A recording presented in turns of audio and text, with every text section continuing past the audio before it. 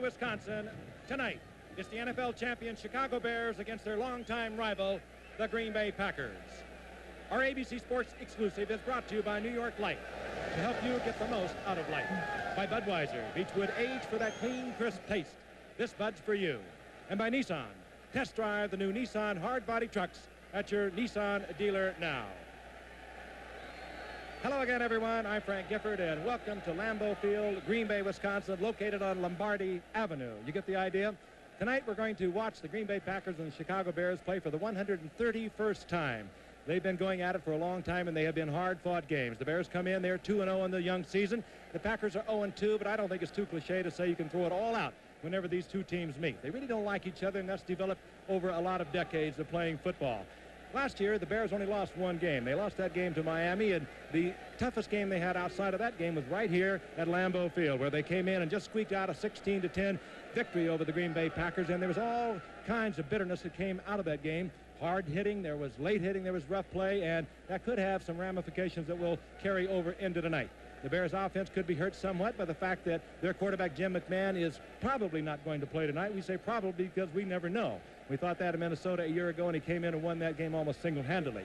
So they're going with young Mike Tomczak, the second-year man out of Ohio State. And there's a look at Jim McMahon. But their offense really is Walter Payton, the legendary one, a legend really in his own time, now in his 12th year. And there is Walter, over 15,000 yards, 177 yards a week ago against Philadelphia, maybe better than ever. But the Bears really thrive on defense. We all know that. We have household names that came out of their Super Bowl efforts of a year ago. They have names like Dan Hampton that everyone knows. We have Steve McMichael. We have Richard Dent, Mike Singletary, and it goes on and on. And, of course, they have the most legendary of all appliances in all the white goods department, the refrigerator, William Perry. They are coming in here tonight against a young Green Bay Packer team just kind of licking their chops, I think. They really want to dominate this young Green Bay Packer team, and maybe they will. I don't know whether they have intimidated this young team or not, but I think there are a lot of young Packers out there, quite frankly, would like to be not only playing against them, but also getting a few autographs from these Chicago Bears. My colleague Al Michaels has a full line on this young Green Bay Packer team, and a lot of them that are not going to be household names. I can tell you that as you call them tonight. Well, Forrest Gregg has changed the cast of characters here, Frank. In fact, they have 14 new players. 14 of the 45 were not here at the end of last season. The Packers have been 8-8 in each of the last 3 seasons, and they have begun this season on a note on which they have lost by 31-3 to Houston and 24-10 to New Orleans, 2 so-so teams. So the Packers could very well be a team in a lot of trouble. It is a team basically bereft of superstars. In fact, only one will be a household name. That's the wide receiver, James Lofton. And Forrest Gregg, in his 3rd season as the coach up here, has decided to go with the relatively untested but what he calls promising quarterback, Randy Wright, the 3rd-year man out of the University of Wisconsin. So it is sink or swim with him. But as far as the Packers are concerned in tonight's game, it's really back to the basics in terms of how do you win it. You win it 2 ways. Number one, you have to control the ball against the Chicago defense. Good luck. And secondly, especially in the absence of Jim McMahon tonight, you have to try to contain Walter Payton. Good luck again. Much easier said than done, obviously, and the Packers, as you know, are big favorites, or the Bears are big favorites coming into tonight's game, and a Packer victory would be the biggest upset of this young NFL season as we conclude week number 3.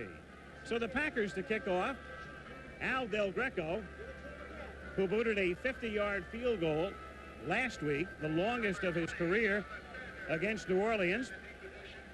And back deep, Dennis Gentry and Thomas Sanders.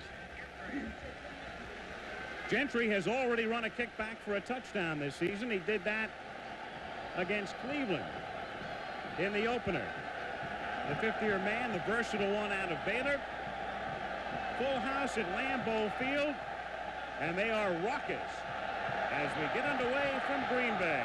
And Del Greco's kick is a short one, fielded at the 13-yard line by Gentry, up past the 20 to the 30, and tackled at the 32-yard line. Dropped there by Mossy Cade. And so Mike Ditka with some last-moment instructions for Mike Tomczak. Tomczak wasn't drafted out of Ohio State, picked up as a free agent, and he started the season number 3 on the depth chart behind McMahon and Steve Fuller. But he's in there tonight with the big men, Payton and Suey, and then Galt on the outside. And the great offensive line, the All-Pro Jim Covert, the left tackle. 1st and 10 Chicago from the 33-yard line. Suey and Payton behind Tom Zach, and they give it to Suey, and Suey breaks a tackle behind the line and turns what would have been a loss into a minimal gain to the 34-yard line, where John Anderson, the left side backer number 59, makes the tackle. The defense, Carricker, Humphrey has won the nose tackle spot, and Brown. Then the linebackers, and Noble is developing into an outstanding linebacker. Lee Lewis, Cade, and Flynn. The Green Bay secondary. 2nd down and 9. Chicago from the 34-yard line. That's Emery Moorhead in the slot to the left. And Tom Zach to put it up. Blocked at the 39-yard line. Moorhead covered on the play by Scott. Randy Scott. It'll be 3rd down. Obviously, a partisan crowd, no question. It was incomplete. As we look at the Bear offense and young Mike Tomczak out of Ohio State, he set a lot of records passing at Ohio State, even though he wasn't drafted. We'll look again at the incompletion going to big tight end Emery Moorhead, the former Giant. It's a pass he should have caught, but it wasn't, and now it's going to put Tomczak in the sure pass situation. We're going to watch a lot, I think, of Matt Suey tonight when they're in running situations.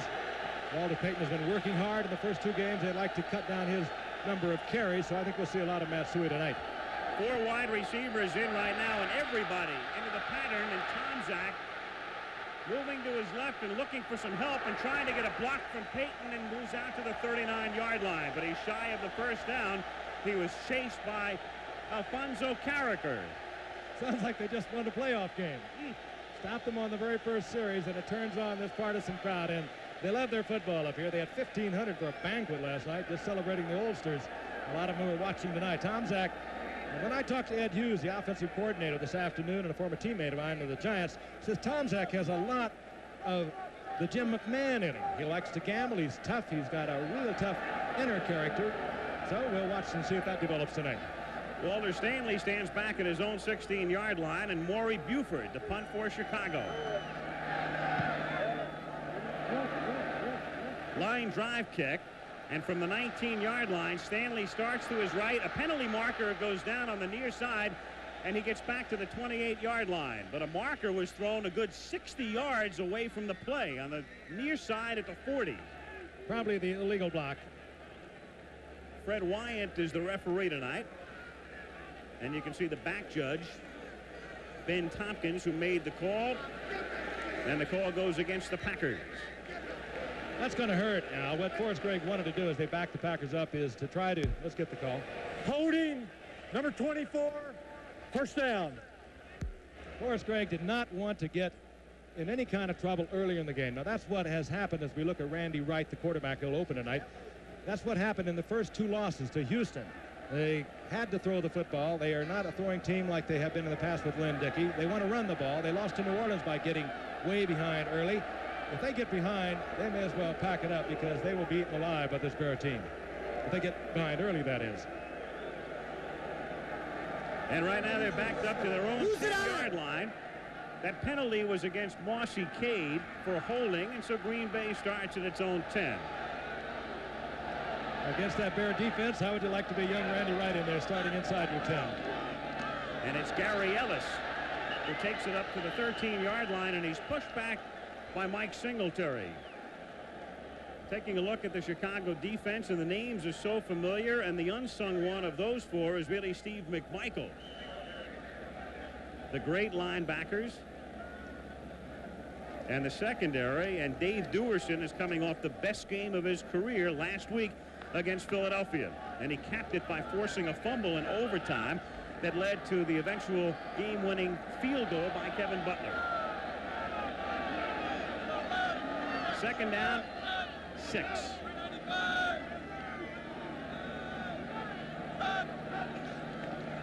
Wright retreats, throws over the middle. The catch is made for a 1st down by Lofton. Over the middle at the 22-yard line, Reggie Phillips, the corner, staying with him. Forrest Gregg has to like that. The first pass, he gets good protection for his quarterback, Randy Wright, against that pass rush. No blitz involved for the Bears whatsoever. They went with their straight forward down linemen. It's a very young offensive line. I was kidding Forrest Gregg last night about it. I said, you don't know whether to coach him or burp them. And it cracked him up, I think. But they are young. They're huge, perhaps as big as Cincinnati. A couple of 300-pounders in there, but they did give Wright good protection on his first attempt. Epps goes in motion from the 22-yard line, and the handoff goes to Kenneth Davis, the rookie out of TCU, and he takes it out to the 25-yard line, stopped by Singletary. As far as the Packers are concerned offensively, with Wright the quarterback, and there's the man who made the stop, Singletary. Eddie Lee Ivory is hurt. He's on injured reserve and is expected back in a couple of weeks. They've been going with Kenneth Davis, who was their top draft choice. He came in the second round out of TCU. They traded their first-round pick away to San Diego. You know about Gary Ellis. He's been here for years. And the other man is Gary Ellerson, but he's doubtful tonight with an arch injury. 2nd down and 7 from the 25-yard line. Wright protected, throws, and Epps was there at the 41-yard line, but he was covered on the play and couldn't hold on as Mike Richardson covered. Again, just a straight 4-3 on the part of the Bears. No blitz involved. They were not in their famed 46 as we go back to Epps, who is playing with badly damaged rib cartilage from a week ago. Epps can fly. He's a former 10-1 in the 100 meters sprinter out of TCU, and if you're a cornerback, you're going to have to respect Epps, but he was double covered at the time. Richardson was over there. He was getting help from Durson, and we might see the Bears come with the blitz for the first time. They have 3rd and long, and they love to bring everybody. Let's watch. 3rd down and 7 out of the shotgun, with Epps coming in motion to the same side as Lofton. Over the middle, it's to Epps at the 26-yard line, but well shy of the first down as Singletary was right there. Lofton couldn't get off the line, and then Epps over the middle on 3rd and 7, and they pick up just a couple, and Green Bay has to kick. Not a blitz in the series. Straight 4 down line. They have a 4 over, they call it, and a 4 under. They bring all 4 of them. Hampton, Dent, William Perry, and McMichael. Now, Randy Wright has had the time to throw the football, but Singletary just almost tore the receiver apart, as he is prone to do, and the Pack has to punt. And Singletary already has 3 tackles as Bracken gets it away. It's a line drive kick, and it's fumbled at the 40-yard line and covered at the 43 by the rookie Lou Barnes out of Oregon. So Barnes recovers his own fumble. Each team has had the ball once. Each team has been forced to punt, and the Bears take over at their own 43 with 10:15 to play in the first quarter in Green Bay. Mean offensive ends. I've seen him chase defensive backs almost out of the ballpark when he was playing. I played against him in the '63 championship game. He came up here ready to play the same kind of ball Green Bay had played against his team last year. That was late hitting and a tremendous shot against Matsui by Ken Stills, and he is ready to give them the same kind of action. He told us that very thing this morning in a meeting. 1st and 10 for Chicago from the 43-yard line, and Tom Zach fumbles the football, and the Packers have it. Donnie Humphrey, number 79, who had been alternating with Charles Martin, but Forrest Gregg has given Humphrey the nose tackle job outright, and there's his first dividend. Just pulling away from Jay Hilgenberg, and Wright leaves it there. You can see whether he had his foot stepped on or not, and it just is right in front of Humphrey, and a big break for this young offensive unit for Green Bay. They'll have it at the 43-yard line, and that has to spark them considerably. Green Bay at the 43-yard line. Humphrey's first fumble recovery in his 3-year NFL career, and a quick toss to Davis, who is stopped at the 43-yard line for no gain. Kenneth Davis, he was the fella who had led the resurgence at TCU and was a Heisman Trophy candidate last season, then played 1 game, and they had the scandal at TCU. Some of the players had been receiving payments, and out they went, and so Davis, in effect, missed his senior season. But as a junior, he rushed for 1,600 yards with over 7 yards per carry. He is very fast, 4'4", very quick, and they think he's going to be a great one here in Green Bay. On 2nd and 10, Wright throwing behind Epps, who was coming over the middle, and he threw it behind him as Steve McMichael put the pressure on. Take a look again. Epps again with the speed. I'm surprised Phillips is playing him that tight. If he gets one-on-one again, they might try a fly on him because he would go blazing by Phillips. That ball thrown just a little quickly as Wright received a little bit of pressure. And there, of course, is Humphrey, having just made the recovery for Green Bay, the first one in his young career. Packers have Epps and Lofton to the left, and Walter Stanley split to the right. Out of the shotgun on 3rd and 10. Wright is being pressured, but gets it away and finds Davis at the 36. Has the first down inside the 30, and the rookie is out of bounds at the 24-yard line, chased out by Singletary. Again, no blitz, just 4 men coming. The 4 down linemen, they're in the 4 outside. They get a little bit of pressure up to the right. You get that from Dan Hampton. The pass is there underneath, and you get it to a man who can run. He'll take a 6 or 7 yard pass, as Davis did, and turn it into a big gainer and a first down. And Green Bay's youngsters have got to be feeling awfully good about themselves, and they could really give themselves a big spark here in the early going. The Packers, in 2 games this season, have scored only 1 touchdown.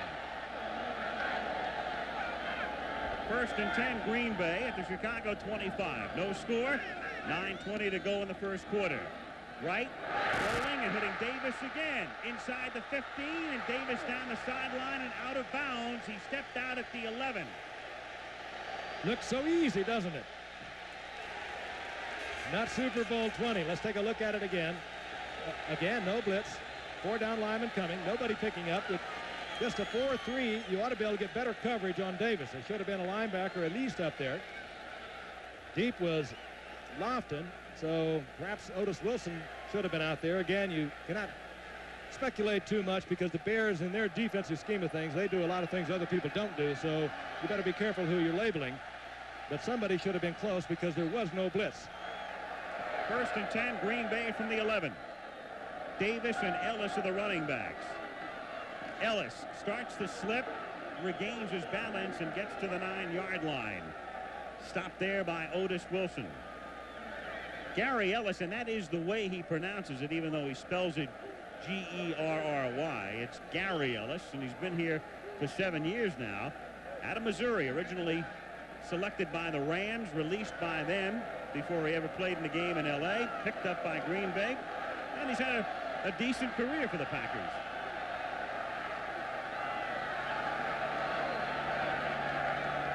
Second and 8 at the 9.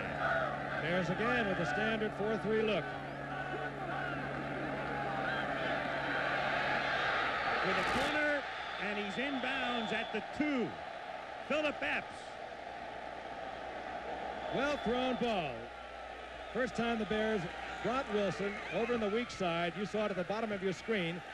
They brought him in to deal with Dan Hampton. Wright was looking right at him. There he is, 55, but he had plenty of time to get it to Epps, who was beating Reggie Phillips, and it's tough to beat cornerbacks on a square out when you get down close to the goal line, because that cornerback, because of the back of the end zone, can play you so much tighter. But again, Phillips respecting the speed of Epps, who might have taken it in, laid off, and the first down at the 2-yard line. It's 3rd down. 3rd down and 1. 3rd and 1 for the first. 2 for the touchdown as they give it to Davis. Davis slips down back at the 4-yard line. Gary Fensick came up to get credit for the tackle, and so the Packers, who had it 3rd and 1, lose a couple, and in comes the field goal unit. Got the block, tried to get back into the opening. It would have been closed when he got there. You can't run it that square if you're going to take it off tackle down there. Not in close to the goal line, because the pursuit of the Bears, any good football team, is just too fast for you. There's been a lot of rain up here, but the field was covered until a couple of hours before game time. Al Del Greco from the 12-yard line, a 22-yard attempt. Don Bracken to hold, and the kick is good. So they cash in after the Mike Tomczak fumble. The Packers go down and pick up 3, and Green Bay has the lead with 7:45 to go in the opening period. This is the... Mark Cannon's snap was a little low, and a good job done here by the punter, Don Bracken, to get the ball down. That'll shake a field goal kicker, too. As you can see, the grass a little high, and it will probably limit the distance of any field goal attempts tonight, playing on the natural surface. The tall grass does shorten up the distance you can go with the place kicker. Gentry and Sanders back to receive. Green Bay on top 3-0. A bouncing kick. Juggled, picked up by Gentry back at the 3, to the 10, to the outside, to the 20. Gentry, who ran one all the way back in game 1 to midfield and down at the 45-yard line. Good run back. John Sullivan, the reserve defensive back, gets credit for the tackle. A lot of hype coming into this one. It's been a week of dueling coaches, Ditka and Greg. I don't dislike Mike, and I don't think he dislikes me. You know, we see each other at the league meetings and things like that, and we converse, and I don't think there's any dislike here at all. I'm a friend. I never said I didn't like Forrest. I said what I didn't like was what happened last year, if you guys heard me. I don't know how he feels about me, but I don't dislike him. The coach didn't throw one punch out there. The coach didn't do one thing wrong. I don't dislike him. In fact, I like him. Ditka and Greg. From the 46-yard line now, Chicago, as Payton picks up a gain of 1 as Carricker makes the tackle. People forget Frank Ditka and Greg were teammates briefly in 1971. Forrest wrapped up his career with 1 season at Dallas, and Ditka was in his 2nd year. More of the Landry connection. He has 6 head coaches around the league, including these two, Greg and Mike. And, of course, the defensive coordinator for Green Bay is Dick Modulescu, who played for Landry with the Giants under Landry. Offensive coordinator with the Bears, who coached under Tom Landry and also played under Tom Landry. If you saw the penalty flag, by the way, on Gentry's run back, the penalty against the Packers obviously declined. 2nd down and 9 from the 45-yard line. And Matsui takes it straight ahead. Picks up 4. A lot of the Packer and Bear alumni in town. And what would an alumni gathering be without that man? You're talking Green Bay. You're talking Paul Hornung. And, of course, Jimmy Taylor. He was here. Ray Nitschke was here. Paul Hornung was given his Hall of Fame ring just prior to the kickoff tonight. Legendary one who still holds the points for season record in the NFL when he was scoring touchdowns and kicking field goals and extra points. 3rd down and 4. Chicago at the Packer 41-yard line. Tom Zach out of the shotgun, hands the ball to the versatile one, Gentry, and he takes it inside the 35 and a 1st down. Gentry, who has backed up Payton, who's been used as a wide receiver, who runs back kicks. Valuable man. They bring him from the slot position back into the backfield. They go with the draw play, and indeed he is, and particularly since Dennis McKinnon was hurt in the Super Bowl, he has not been able to come back. They needed the wide receiver, and we are looking at an injured Green Bay Packer down on the field. Injured player is Ken Stills. Ready, any good microwave pop? Packers comes off the field shaken. Top of your screen, number 29, as he takes a shot at Gentry. I think he just caught the knee on the head, because it did appear as if he had hurt his left shoulder, but when he came off the field, it looked like he might have had a slight concussion. We'll get a detailed report from the sideline. Bears have it 1st and 10 at the Green Bay 32. 3-0 Green Bay. 5:24 to go in the 1st period. And Tom Zach from Moorhead, who makes a juggling catch. And he picks up about 6 as Mossy Cade was covering on the plate. Emery Moorhead had a lot of years with the Giants before he went out to Denver, and has now been with the Bears for 5 years. Not a big tight end. Doesn't give you the great play. He's a good blocker, but he doesn't give you the size that some of the bigger tight ends will give you. That's what I love about him, because announcers are always saying the pass to the big tight end as if that's the name of the position, big tight end. He's just a medium size. 2nd down and 5 from the 27. Payton slithering his way and picks up the 1st as he takes it to the 21-yard line. Payton has made a career playing against Green Bay. He has 13 100-yard games against Green Bay, 17 touchdowns over his 11 years. The most remarkable thing about Payton to me is not the obvious skill that he has, the great strength. He blocks 100% on every play. Whether he's carrying the ball or not, he does it all. Is the fact that somehow, at about 200 pounds, he has missed 1 game in his entire career. I played running back for 9 years. It hurts. You don't find many of them that go all the way, 12 years, and only miss 1 game. They put Suey in motion. Payton again takes it to the 18-yard line. He's had some great days against a lot of teams, but in particular against Green Bay. He's averaged 113 yards per game in his career against the Packers, and he's faced them 20 times. That one game, Al, a few years ago, 77, he had a 205-yard game here against the Packers, and of course that tied a record for backs against Green Bay that was now co-held with Gale Sayers. Soey in motion again as they show the same look on 2nd down and 6, and they pitch it to Payton, who tries to cut back inside and runs into his own man at the 17-yard line. So it'll be 3rd down and a long 4 coming up with 3:48 to go in the period. The Green Bay defensive team has fine linebacking. You saw a little bit of an example of it there. John Anderson, real steady over on the left side. They like the way Brian Noble is coming on, number 91. Dorsey and Scott in the middle. They're young, like their offensive team, but they are much further along than the offensive team. Lou Barnes and Keith Ortego are in the game, split wide on 3rd down. Call it 3rd and 5 from the 17. Out of the shotgun. Tom Zach gets pressure, and it's off the fingertips of Payton. Would not have been close to a 1st down anyway. Tom Flynn covering, and so Butler and the field goal unit come in. You know, if you change uniforms, it looked like the right teams were out there playing. The Bears have been going strictly with their 4-man down linemen. The Packers have been looking like the Bears' 46 defense, bringing defensive backs and linebackers. They're just in the wrong uniforms. Maybe we have this backwards. Kevin Butler had a few things backwards last week. 4 missed field goals, but he made 2, including the game winner. 35-yard attempt from the 25-yard line to try to tie the game. And he does. So Butler gets credit for what is officially a 34-yard field goal. And in Chicago, to see Jim McMahon tonight? Probably not. The Bears get down by 9, we will, Al. Little deja vu. You remember the game last year, Frank. 3rd week of the season at Minnesota. He wasn't going to play, right? They said he was a disaster quarterback. The Bears got down by 9. He came in through 3 quick touchdown passes, and that game was history. Game tied 3-3. Kevin Butler to kick off. Walter Stanley is back deep, but it's an angled kick and out of bounds, and they'll do it again. 3:03 left in the 1st quarter. So the Green Bay Packers tied with the Bears. Interestingly, Chicago has trailed in each of its games this season.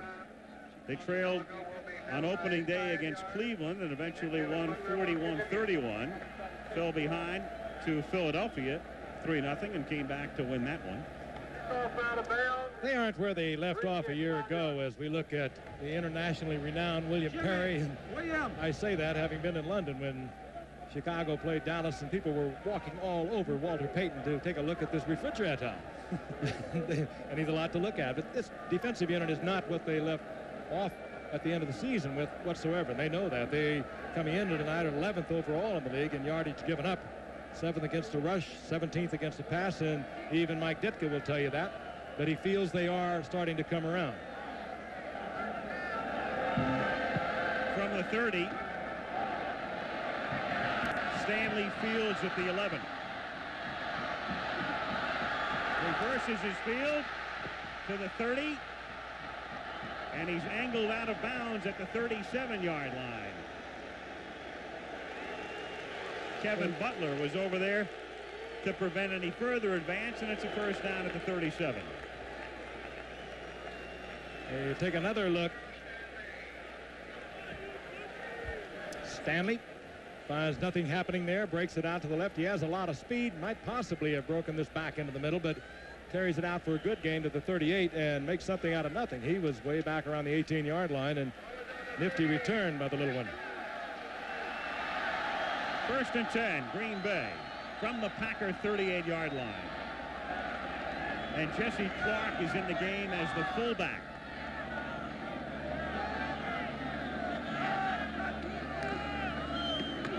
Wright fakes to Davis, going deep for Lofton, who's out in front. No, Lofton was out of bounds. He ran by Reggie Phillips, but he was out of bounds. think Reggie Phillips is going to be the designated defensive back we're going to pick on tonight. They've been coming back over to Reggie Phillips several times now. Lofton had him beat. Had Wright led that inside, it would have been a quick 6 points. And you kind of wonder, and again, there was a quarterback they've had here over the past few years, as you can see, well out of bounds. Then Dickey was probably the best long passer in the game. They released him earlier in the season. He is somewhere around. I don't believe he's with any teams. But it was one of Forrest Gregg's moves to make this team in his own character, and that's exactly what he's done. 2nd and 10 from the 38-yard line, and the pass is to Epps. At the 49. He's ruled in bounds, and the Packers have a first down. Singletary was over there questioning that, but he was not very violent in his questioning, so he probably got them both in down. Durson was up there trying to cover. Epps, very nifty. There's one. All you have to do is touch it. He gets it down. Nice job. Concentrating first on the ball, and Epps is not that tall, 5'9". Comes down with the football, and still the concentration holds, and he gets the completion. Wright is off to a good start. He's 6 out of 9 for 63 yards. The ball is at the 49-yard line, 1st and 10. Across the 50 goes Kenneth Davis, picking up a couple, and that's all academic on the part of Otis Wilson as the play had been whistled in. The great one taking a break. The absolute best at what he has done over the years, and he has done it with such grace as a human being. You talk to Walter Payton, you would very quiet, and yet you would go out on a football field with him, and he is something of a marvel. Respected by everyone in this game, not only in his own team, but all around the league.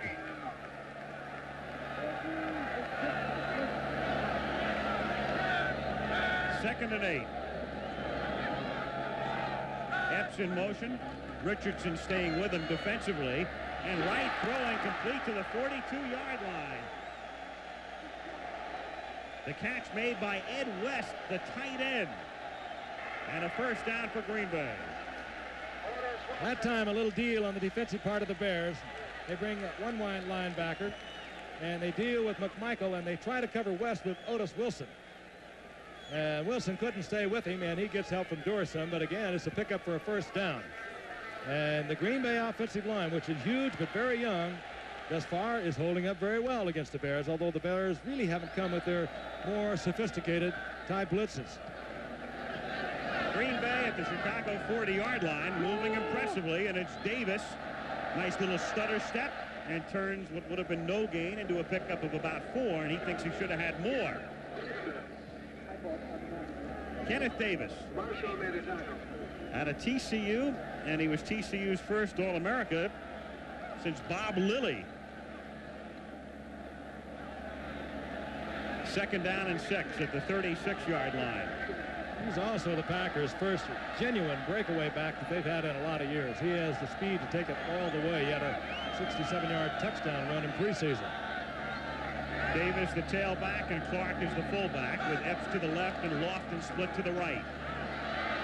Randy Wright stepping up, going for Lofton, and threw it behind him.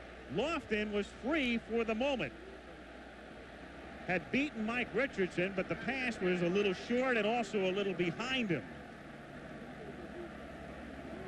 And it'll be 3rd down and 6. Let's take a look again, reverse angle. Again, the Bears dealt again with their tackle. McMichael dealing on the outside with Dan Hampton. Lofton was there. Ball underthrown and thrown behind him. And you're not going to get that many opportunities. Now, thus far, Randy Wright has missed Lofton twice for what could have been scores. Now Stanley's in the game. He's wide to the right. Epps and Lofton are split to the left out of the shotgun on 3rd down and 6. Wright throwing, and falling down was the intended receiver, Walter Stanley. Now, we've been talking about the rain they've had here, and a little altercation, just a tiny one. Well, I guess it's not a tiny one when Perry's involved, but you get my drift. He might step on you.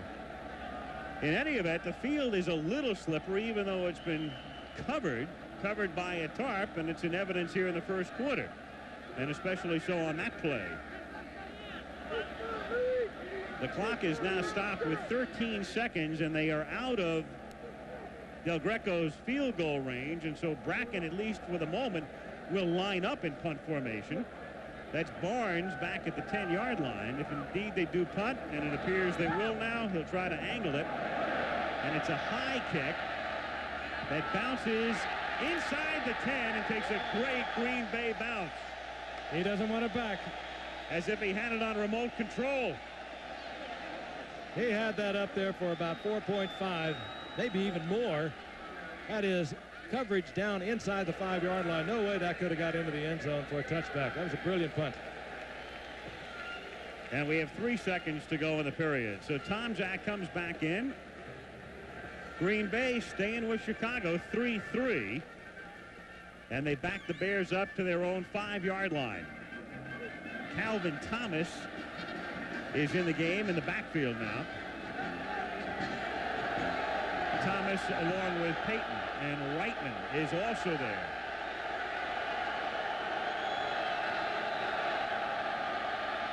And they throw on first down, and the catch is made by Gould to give him a little bit more breathing room.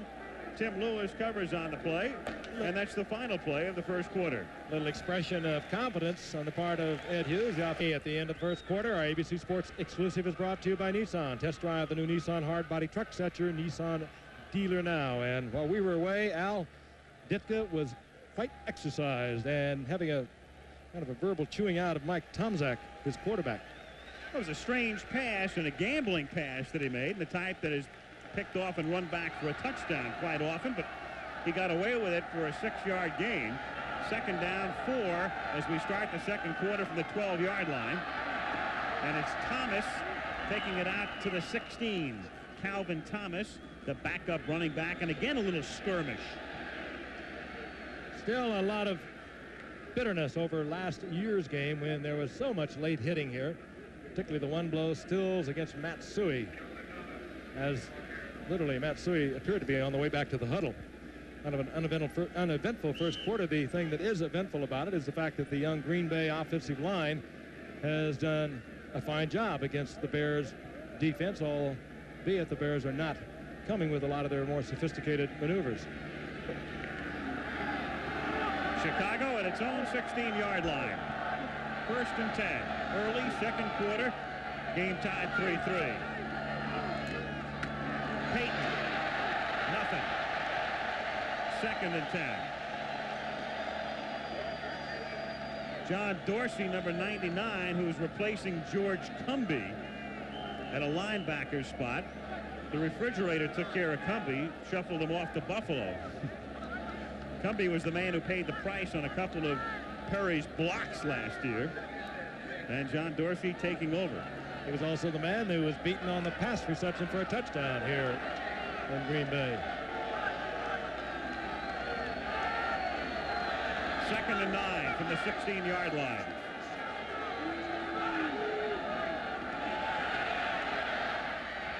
Payton to the 20 and out of bounds at the 22-yard line. Picks up 6. Frank mentioned the play last year involving Stills, who came out of the game. He had his bell rung earlier, and Suey, and here it was, going back to last November 3rd. Payton will be stopped on a short gainer now. Look at the right of your screen, and then watch to the left of your screen. Here comes Stills. Now, Suey was just standing there, number 26, as I mentioned earlier, almost on the way back to the huddle, and that's the kind of game we had a year ago here in the second meeting of the year. The Bears won 16-10, but it left a lot of bitterness that has already had some ramifications, I think, this evening, because several scuffles have already broken out. Third down and 4 from the 22-yard line with Moorehead going in motion. And Payton stopped for no gain. And the Bears will have to kick as Donnie Humphrey and Randy Scott converge on the tackle. And they were talking about, and Payton is a little angry as he gets up and then winds up helping one of the Packers to his feet, number 79, Donnie Humphrey. Bears are getting themselves into a dogfight. Green Bay team, a very young team with 10 rookies on it, they all of a sudden are not showing a whole lot of respect. Meanwhile, the crowd very much into it, and there was a lot of talk about how apathetic the Green Bay crowd was on opening day here when they were bombed by Houston 31-3. As Buford's kick is taken to the 29 by Stanley. Stanley trying to turn the corner. Stanley to the 40, the 50. Stanley inside the 35-yard line. Stanley cutting back, and Stanley had stayed inbounds, and he's in there. But there's a marker down back at the 32-yard line. A penalty marker back at the 32 while the Packers celebrate. Beautiful run. That's how you have to run a punt back. Let's see what the call will be. It looks like they're going to bring it back. Yes, they are. Brilliant run, though. He set it up perfectly, looked to the right, got behind the picket line, and took it all the way. And Buford now is he's getting a little of Ditka's wrath. Mike is visibly upset about this game, the way it's going thus far. Meanwhile, somebody's going to get Greg's wrath. Let's see who the call's against. Block in the back, number 30. That's Paul Ott-Caruth, running back out of Alabama, recently signed by the Packers. See if we can pick him up, number 30. Stanley with a quick look to the right. That sets up the picket line. There it is right there. Hardly a contact, but you can't do it. Referee right on top of the official was. Beautiful run, though. Watch him break it back against the grain right here. Fine run back. He put on a fine run back a while ago on a kickoff return. And so that backs Green Bay up to its own 19, 12:28 to play in the half.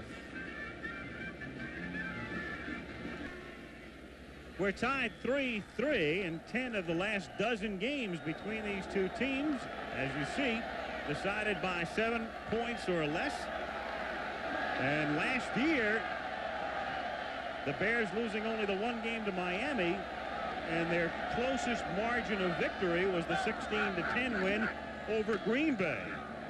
From the 19-yard line, it's Kenneth Davis taking it straight ahead for a gain of 2.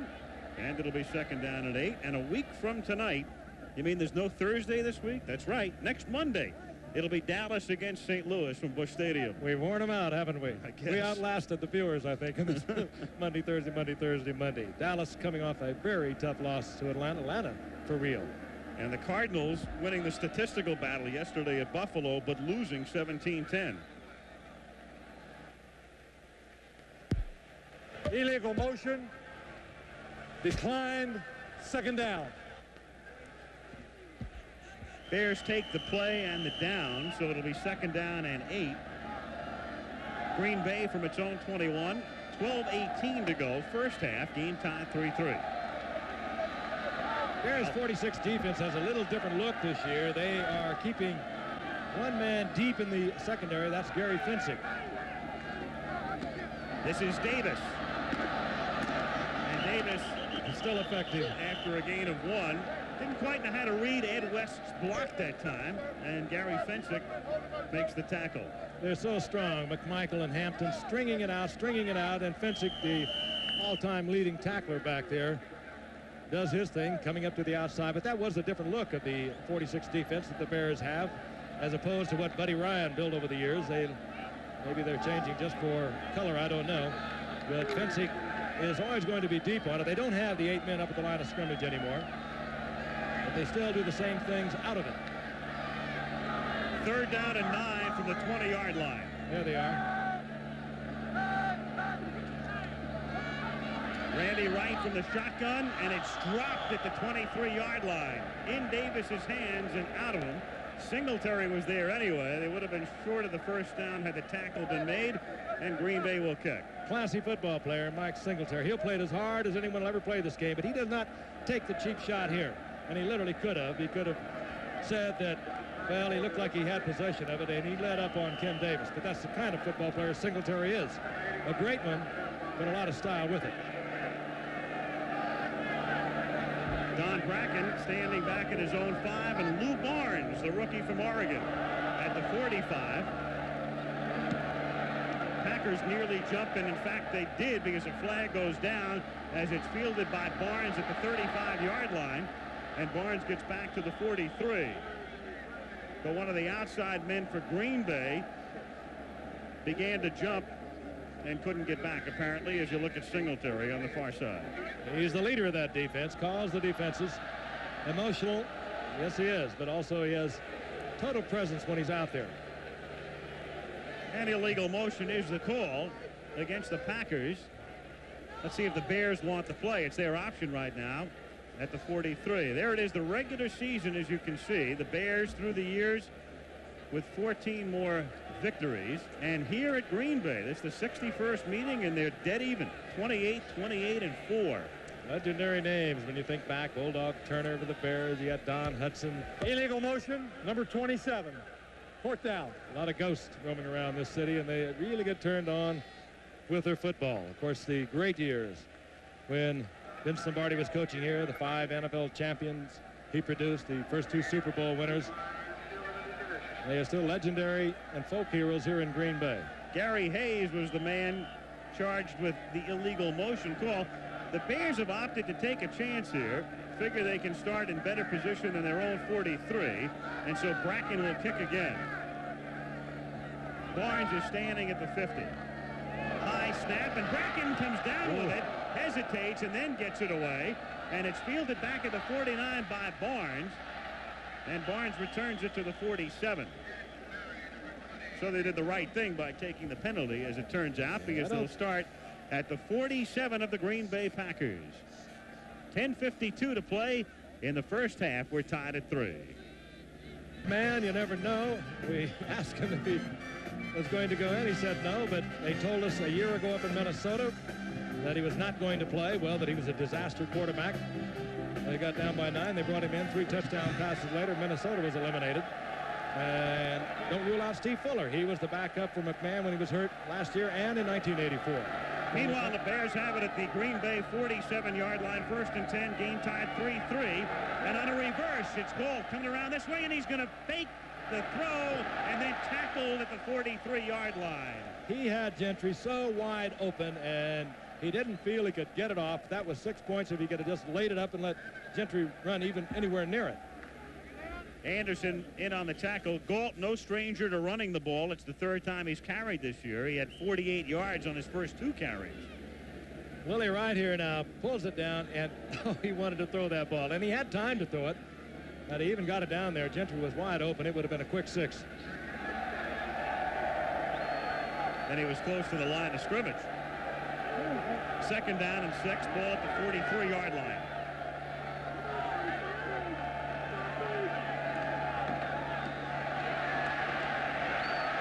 Neal Anderson makes his first NFL carry. He is the #1 draft choice. The Bears picking him at the end of the 1st round.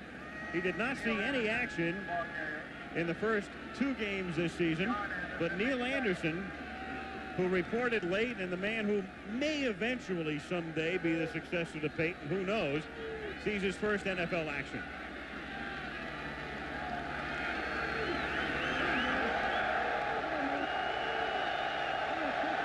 Third down, a short 4 at the 40-yard line. Payton on a sweep. Picks up the 1st down. Vintage Payton takes it to the 36-yard line. Looked like nothing was there. He got the block from Bortz and powers forward and picks up the 1st down. Let's take a look at the left guard, Bortz, number 62. He gets the block. Right behind him is Tom Thayer. Payton just got a little close to Thayer. He got on top of him, couldn't get to the outside, or that could have been a big one. But who do the man they go to when they need it and have to have it is Walter Payton. He's getting kind of light duty thus far tonight, and I think that's by design. Mike DITKA said we'd like to cut his carries down to about 20, 22, 23 times, and he's been going way over that in the first 2 games. 1st and 10, Chicago from the 35-yard line. Tomczak throws over the middle, and it's complete at the 20-yard line to Emery Moorehead. So he gets to the tight end for a gain of 15, and the Bears on the move. 1st and 10 at the 20. Ball is on the 20-yard line of the Packers. Walter Payton will do it all for you. Slips there. Again, we've been watching the slip all evening. He couldn't get back to the inside to get the good block, and Tomczak again underthrows, but Moorehead goes down and digs it out and gets the 1st down at the 20. Now, Tomczak has been throwing low on several occasions. I'd be a little excited to be in there replacing Jim McMahon, the world champion Bears. Thomas in motion from the 20-yard line. Tomczak throwing, and at the 2-yard line, Thomas makes the catch. Nice catch as he had to reach back. Calvin Thomas making his first catch of the season.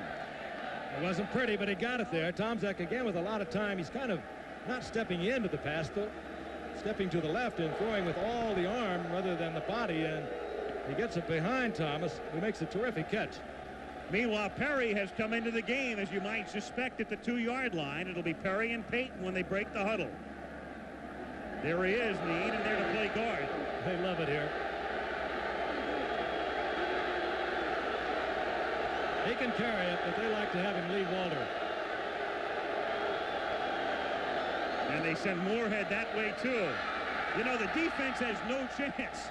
You've got Perry and you've got Moorehead on the left side of that line, and you've got Payton carrying the ball, and Chicago has the lead. They did not need the appliance. Gaping hole. Bortz, Hilgenberg over on the left side. You've got Bortz and Colbert and Hilgenberg in the middle, and Perry and Moorehead and Payton. Just another touchdown as the legend grows, the legend of Walter Payton. Butler for the extra point, 6:55 to go in the half. Remember when they said, would he ever break Jim Brown's record? Well, he's almost 3,000 yards past it now. He's obliterated it. And he's not close to being finished. Walter Payton takes it in for the touchdown, and the Chicago Bears have the lead. And Moore in third place in that category. Another look at Payton's touchdown as the Bears lead the Packers by 7. William Perry out of Clemson with the nickname that's made him the international celebrity. He's still looking for his first carry of the season, by the way.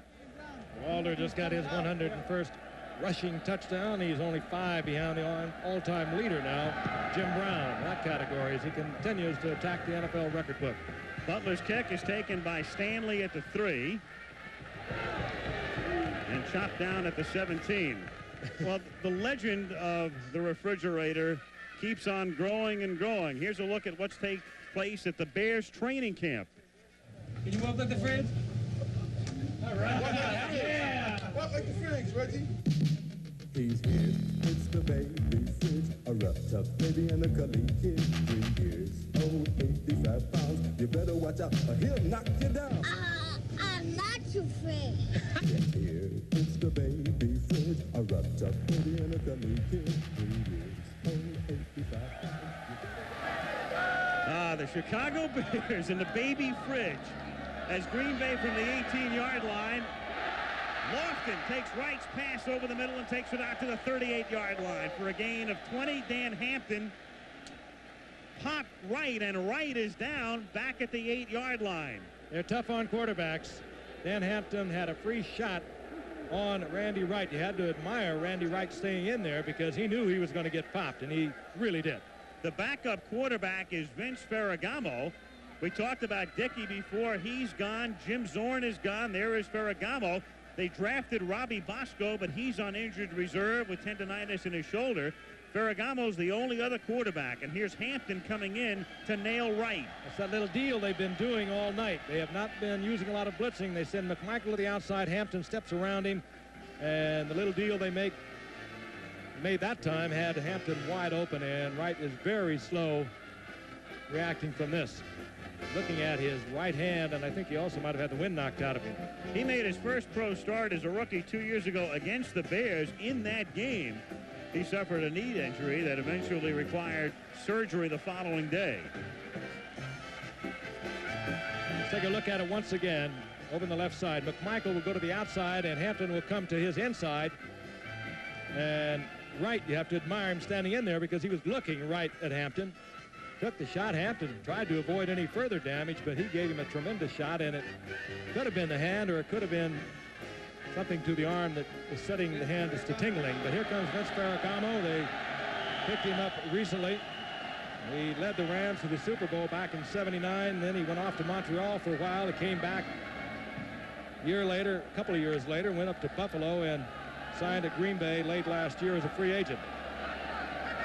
And Ferragamo with the Packers 1st and 10 at the 38-yard line, 6:13 to play in the half. Chicago ahead by 7, and they'll keep it on the ground, and it's Gary Ellerson who takes it out to the 49-yard line. He was questionable tonight because of an arch problem. Gary Fensick makes the tackle, but Ellerson is in there, second year back out of Wisconsin. Here it is again. I think they just go with the draw play, about the easiest play a quarterback can maneuver, because Ferragamo did not have even an opportunity to warm up on the sidelines at all before they took Randy Wright out. So they come with the draw play, get Ferragamo a little feel of the game. But it's a tough situation to come into against the Bears. I would not be surprised to see the Bears now get into a lot of blitzing. Ferragamo's not played that much. He was both Wright and Ferragamo had a tough time last week. So Ellerson to the 46-yard line. Last week, the Saints intercepted 7 passes. Wright was picked off 5 times, and Ferragamo, while he was in the game, with 2 interceptions, and Wright is on his way back, but trotting under his own power back to the Packer locker room. We'll try to get a definitive word on the injury to Wright, who has just gone into the locker room with one of the trainers. Second down for Green Bay at the Chicago 45-yard line.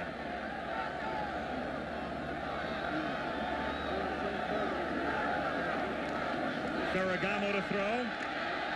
Steps up, throws, catch made at the 26-yard line by Walter Stanley.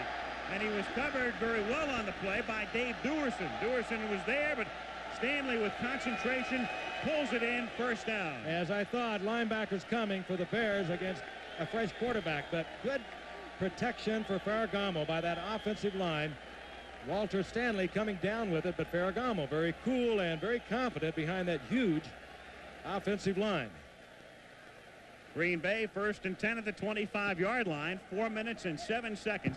Doesn't it look odd to see a Green Bay player wear number 5 and it not be Hornung? Well, they've retired Paul's number, sort of. But Ferragamo wearing the number Hornung made famous in Green Bay. We're running out of numbers up here. Ellerson cuts it back and picks up 3. Hey, you can't run like that against the Bears. You hesitate back there in the backfield. Anything that is going laterally, you better turn it on or you're going to get nailed. They just pursue too quickly. So Ferragamo given Hornung's old number. So even though it's odd here, even though they retire the number, they still keep the jerseys in circulation. Think what Steinbrenner could do with that. Could have a ceremony every 3 days. Ferragamo for his NFL career, a little over 56%, 65 touchdowns. And Ferragamo has to take a timeout. So even though he appeared to be very much in sync and getting the feel of the game and leading them on a nice drive here, he has to take a timeout. And there it is. The Rams to the Super Bowl, then up to Montreal and back to L.A., then to Buffalo and to Green Bay. And Forrest Gregg saying that Randy Wright is his man of the future. He was going to go with Wright and Ferragamo as the backup, but he has no option here in the latter stages of the second quarter. Ferragamo had a great couple of years with the Rams in '78, and he became a replacement starter there, and in '79 took them all the way to the Super Bowl when they lost against Pittsburgh. But when you change quarterbacks in the game, a lot of things happen. The cadence is different. You tend to have offsides. You saw what happened a moment ago. Ferragamo slow getting out of the huddle. 30-second clock was counting down. He had to take a timeout, waste one if you will, or they would have had a 5-yard penalty. The game's on Saturday. Notre Dame, the best winless team in the country, I suppose, at this point. 2 tough losses, taking on Purdue or Tennessee against Auburn. College football today coverage begins at 3 o'clock Eastern.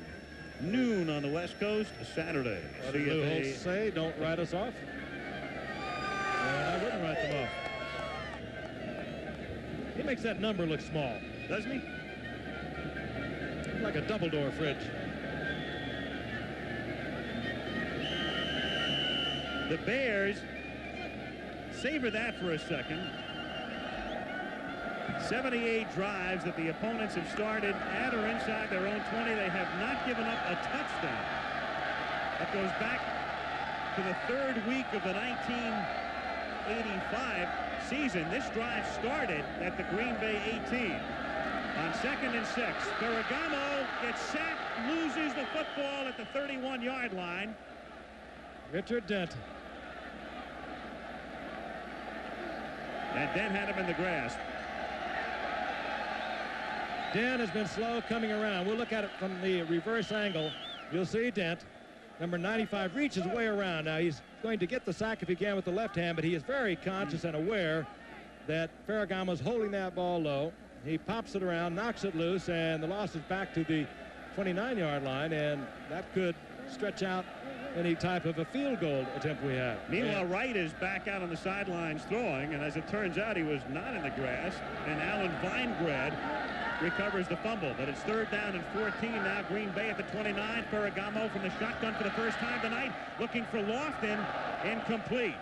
Blitz, Singletary. Ferragamo knew he had to release it. He had to release it before Lofton was able to break open, and that's what the Bears do to you. The rushes and the hurries, that's where they kill you. Not on the sacks, and they get a tremendous amount of sacks, but they pressure you. Ferragamo saw the man coming, and that man was Dan Hampton. He knew he was going to get to him unless he released it. He let it fly, and now that move of Richard Dent, the play before this, has made the field goal attempt one of about, what? 46. 46 yards. Del Greco to attempt the field goal. Bracken holding. It is long enough, and it is good. And they wind up with 3. So 2:10 to go in the half, and the Bears on top. Real. Mike Ditka will tell you that. The Bears play him November the 16th, and he's already looking ahead to that. Del Greco to kick off, a bouncing, swimming kick, and that's a live ball as it was touched out at the 5-yard line, and coming back out with it is Sanders, and Sanders runs it out of bounds at the 12. You will run it back as far as you can. You'll give it extra effort because you do not want to bobble it down there and then go over and look into the eyes of Mike Ditka. Sanders had to go right through the legs. That could have left him down inside the 5. Let's look at it again. Tried to field it. Again, the slippery turf. Down he goes. But he does work his way back out to the 11-yard line. Good move by Sanders. 2-minute warning in Green Bay. Al Michaels and Frank Gifford with you. Chicago leading Green Bay 10-6. And the Bears have the football at their own 12-yard line. Down to 1:58 officially to play from the 11-yard line. And they start from the shotgun. Bears with all of their timeouts remaining. Tom Zach throwing underneath to Suey, and Suey is stopped at the 16-yard line.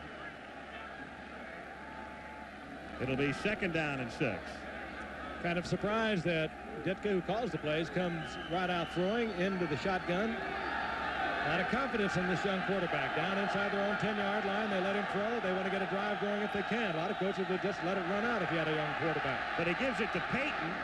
So even though it's a wide open formation, it's been conservative so far. A short little dump pass, and then the inside give, and it's Brian Noble who makes the tackle there. And Chicago has taken a timeout. They'll stop the clock with 1:24. They may be doing Green Bay a favor by taking a timeout here if Green Bay stops them on the next play. So timeout. Meanwhile, another wild game yesterday, New England and Seattle. Both teams coming in unbeaten in Foxborough. Each 2-0 at the beginning of play. New England had a 24-21 lead. Tony Eason has been brilliant in the early season. Yesterday, 414 yards, but as it turns out, in a losing cause, here he gets Stanley Morgan, who's already caught 22 passes this season. Then with a score, New England 31, Seattle 24. Rich Camarillo, who in 6 seasons had never had a punt blocked, had his second of the day blocked by number 23, Patrick Hunter. The ball recovered in the end zone by Paul Moyer, coming into your picture, number 21, and that tied the game. And then New England unable to move the football with a score 31-31, all of this taking place in the last 3 minutes of the game. And with 1:22 remaining, Seattle got the ball back. And out of the shotgun, it was Dave Craig going deep, hitting a wide-open Ray Butler down the sideline for the touchdown, and Seattle goes to 3-0 with a 38-31 win. Meanwhile here, the Bears have the football, and on 3rd and 6, it's Tomczak throwing, and it's incomplete. And a penalty flag is down at the 13.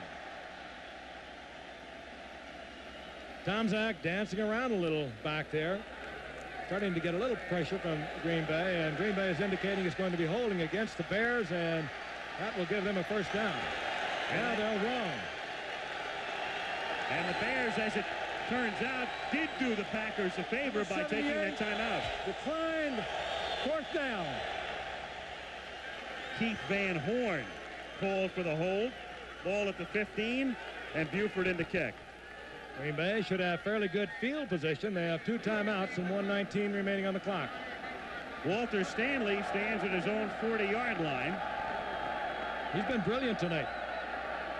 Had that long run back called back because of the penalty.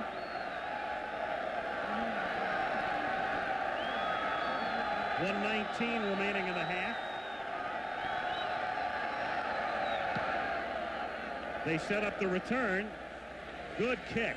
Backs him to the 33, and a nice tackle is made at that spot by Neil Anderson. That's that #1 draft choice, the running back out of Florida, the man who saw his first NFL action before, and he just got enough of him after a 51-yard punt.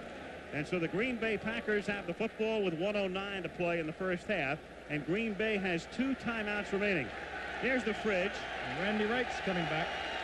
And Randy Wright comes back into the game. He'd been to the locker room after Ferragamo had led them on a drive that culminated with a field goal.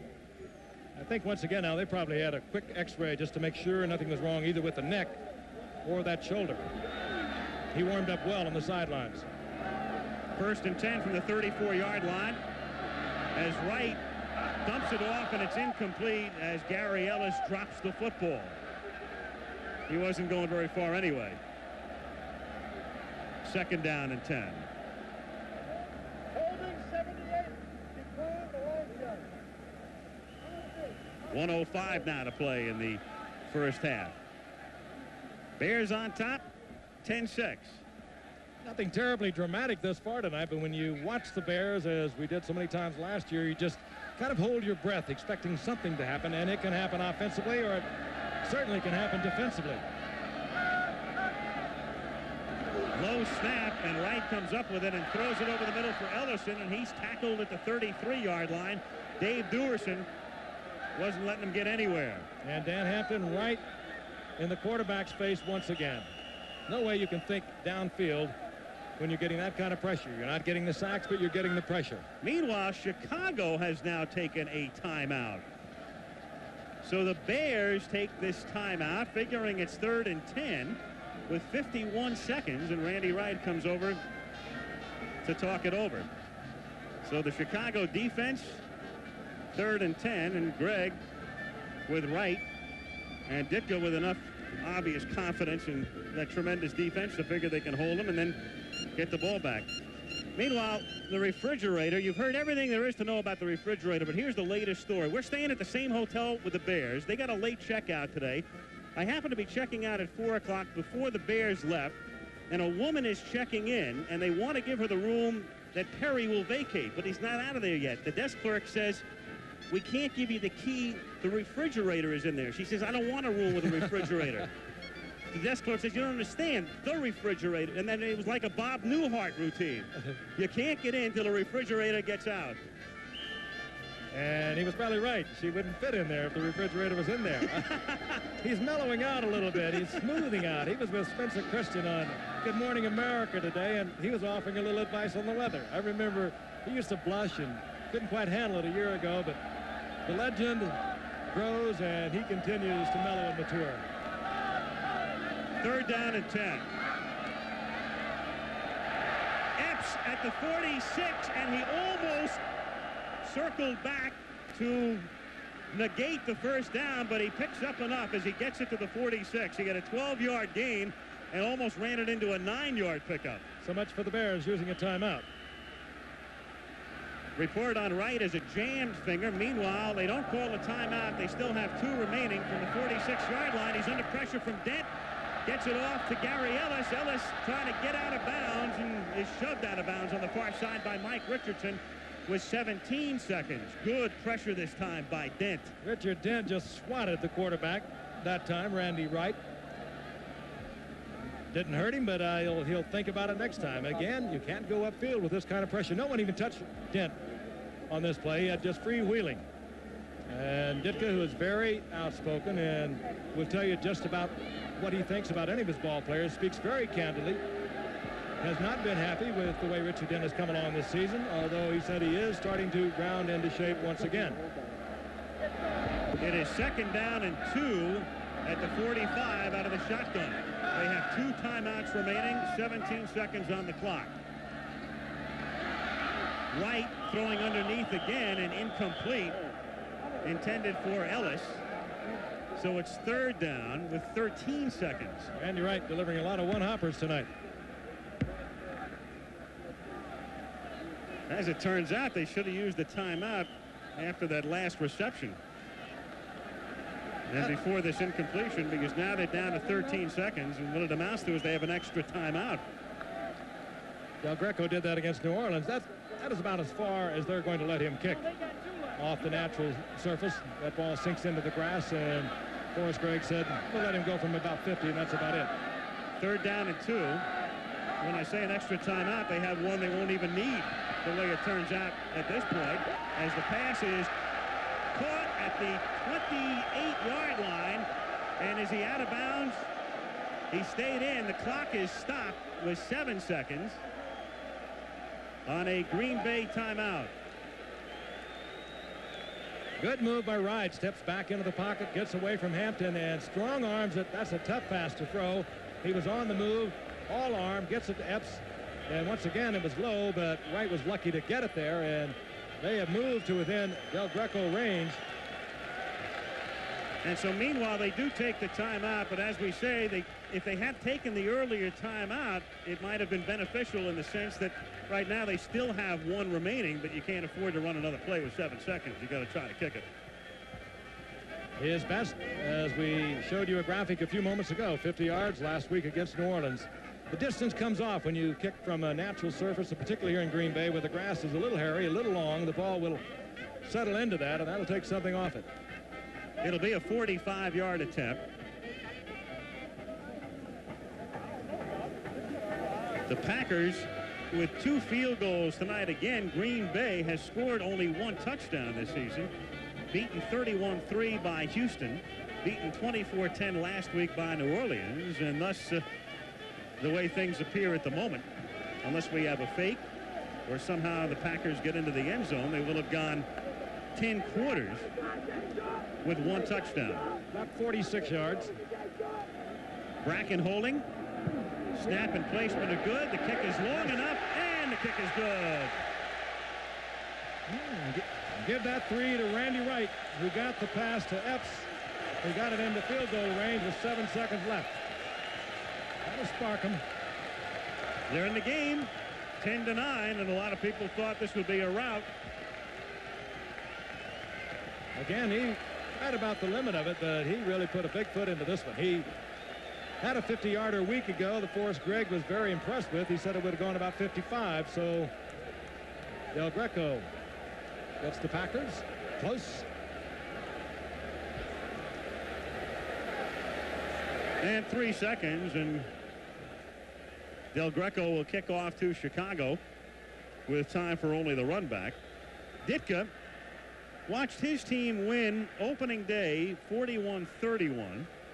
He watched them win last week in overtime, and now he's going to go back into the locker room the way things look at the moment with a 1-point lead. He expected a tough one. We talked to him this morning, and he's getting a tough one. What is happening, however, he's letting a lot of youngsters get all fired up and thinking, so these are the Chicago Bears, the ones we watched demolish New England 46-10 in the Super Bowl 20. A lot of young kids in college at the time, 10 of them, as a matter of fact, rookies on this Green Bay team.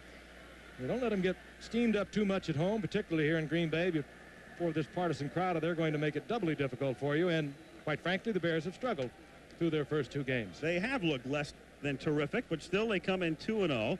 When you look at the Chicago schedule, it would be almost impossible for the Bears not to make the playoffs. They have a very soft schedule, and they're already 2-0. And about to go into the locker room with the lead at the half, unless we have an 85-yard run back by Thomas Sanders. And he winds up considerably shy of that figure, and the first half ends with markers being thrown and a skirmish on the far side. Jeff Shue was in on the tackle.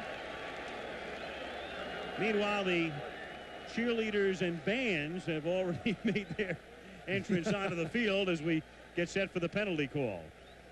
Changing this game completely, aren't we? So to make it official, we'll get the call from Fred Wyant.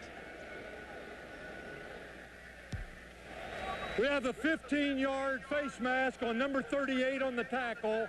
15-yard penalty. There will be one more play. Can't end on a defensive foul. Get the band off. John Sullivan, number 38, out of the USFL, played his college ball at Cal Berkeley, and there he is right there, little doubt about it. Dangerous anytime you get a hand near that face mask, and that's why they are so severe on it. And what we probably have remaining is a Hail Mary pass where you put the ball up, hope again for the defensive foul, because the half or the game cannot end on a defensive foul, and should it happen down far enough, you might have an opportunity for a field goal. Speaking of prayers, that's exactly what Sullivan is doing right now. Believe me. Praying. I'd like to go back with Greg, having prolonged the first half and having it cost you a touchdown. He smiles a lot, but he also appears as though he could be big, mean, and emotional. Tom Zach, and that's exactly what he's going to do. The Hail Mary is Galt's in the area and got his hands on it. Pretty close. Willie Galt, the Olympic speedster from a few years ago, made the '80 Olympic team as a sprinter, and then became one of the great world-class hurdlers of all time. Now, he almost got there, and he just ran right into this. Defensively, Mark Lee was there, but I don't think he ever dreamed that Galt could get there that quickly. A Hail Mary and Ole Sullivan's prayers were answered as we've come to the half. 10-9 Chicago. We'll be back in Green Bay after this word and a message from your local station. Green Bay, where the Bears are leading the Packers by 1 at halftime. A lot of action around the National Football League yesterday. Some tremendous games, as a matter of fact. One of them, however, stood out. And that, of course, it was the Miami Dolphins and the New York Jets. Keep in mind, this was to be the year of the defense, remember? Giant Stadium, East Rutherford, New Jersey, yesterday, a shootout between the Miami Dolphins and the New York Jets. And what a day for Ken O'Brien, the best day of his career, as he teamed up with Wesley Walker, the speedy wide receiver who had a great day against the Dolphins, 4 touchdowns. Picking up the action in the second quarter, Miami leading 21-17. O'Brien is back, looks left, down the sideline on the right side is Wesley Walker, 65 yards, and the Jets have the lead 24-21. Still in the second quarter, the Jets leading 24-21 with a minute remaining in the half.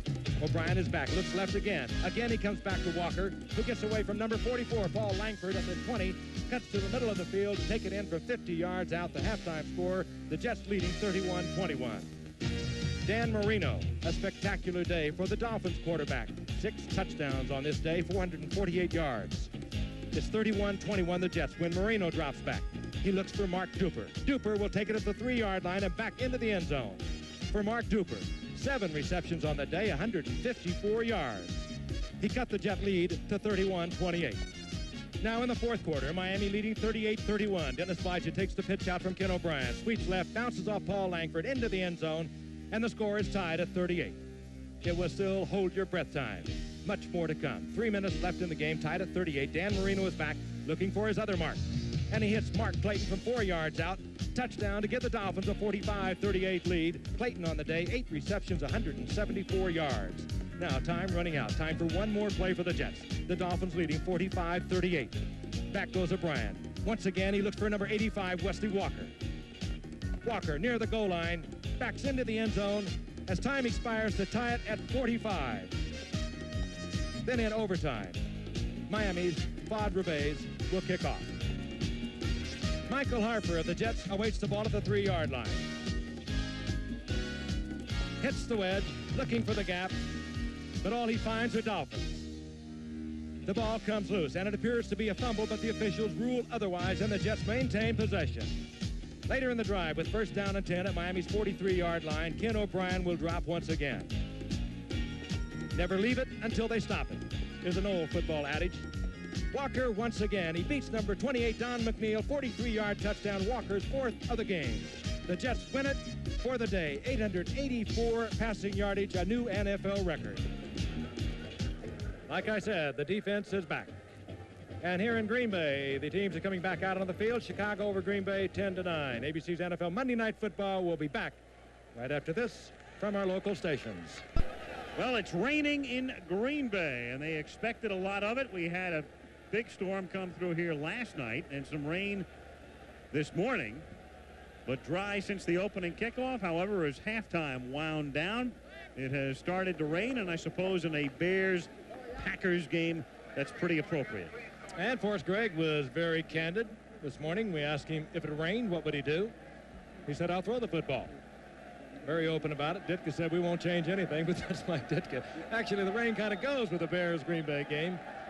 It's full of tradition. A lot of blood was spilt and a lot of mud was played in.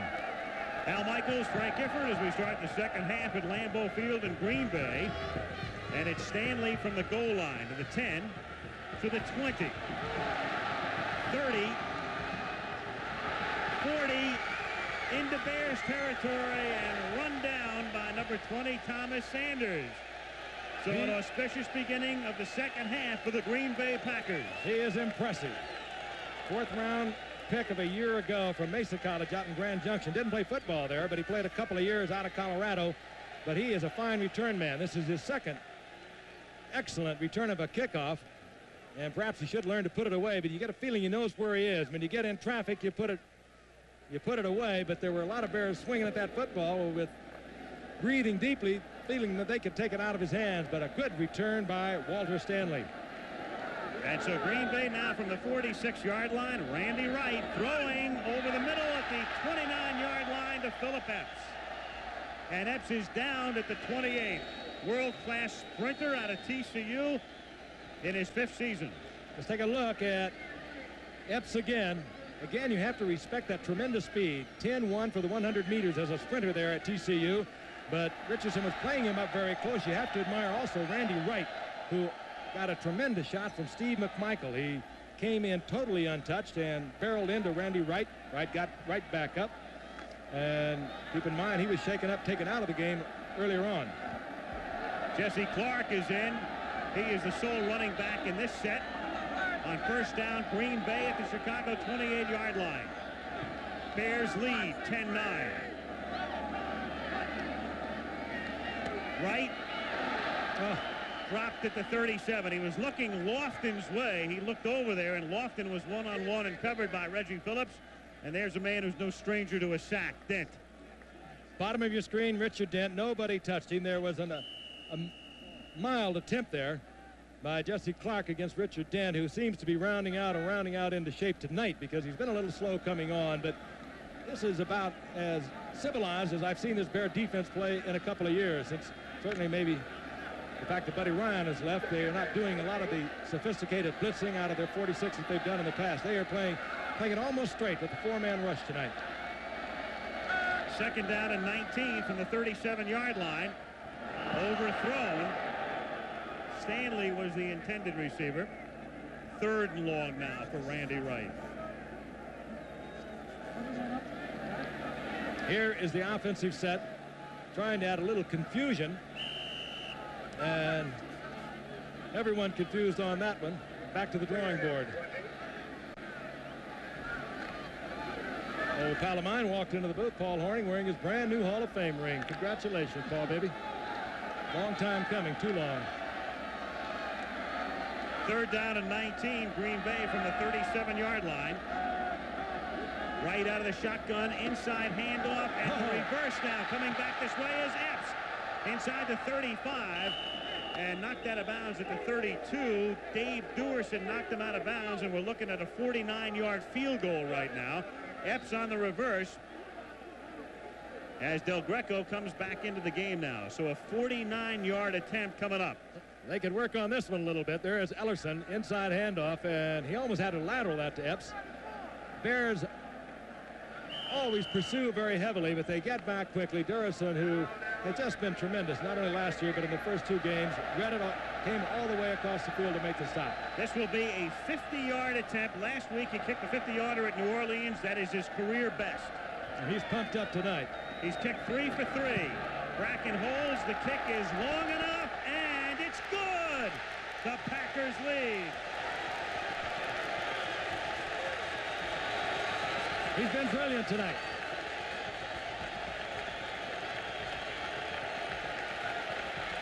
It's a strange breed, these kickers.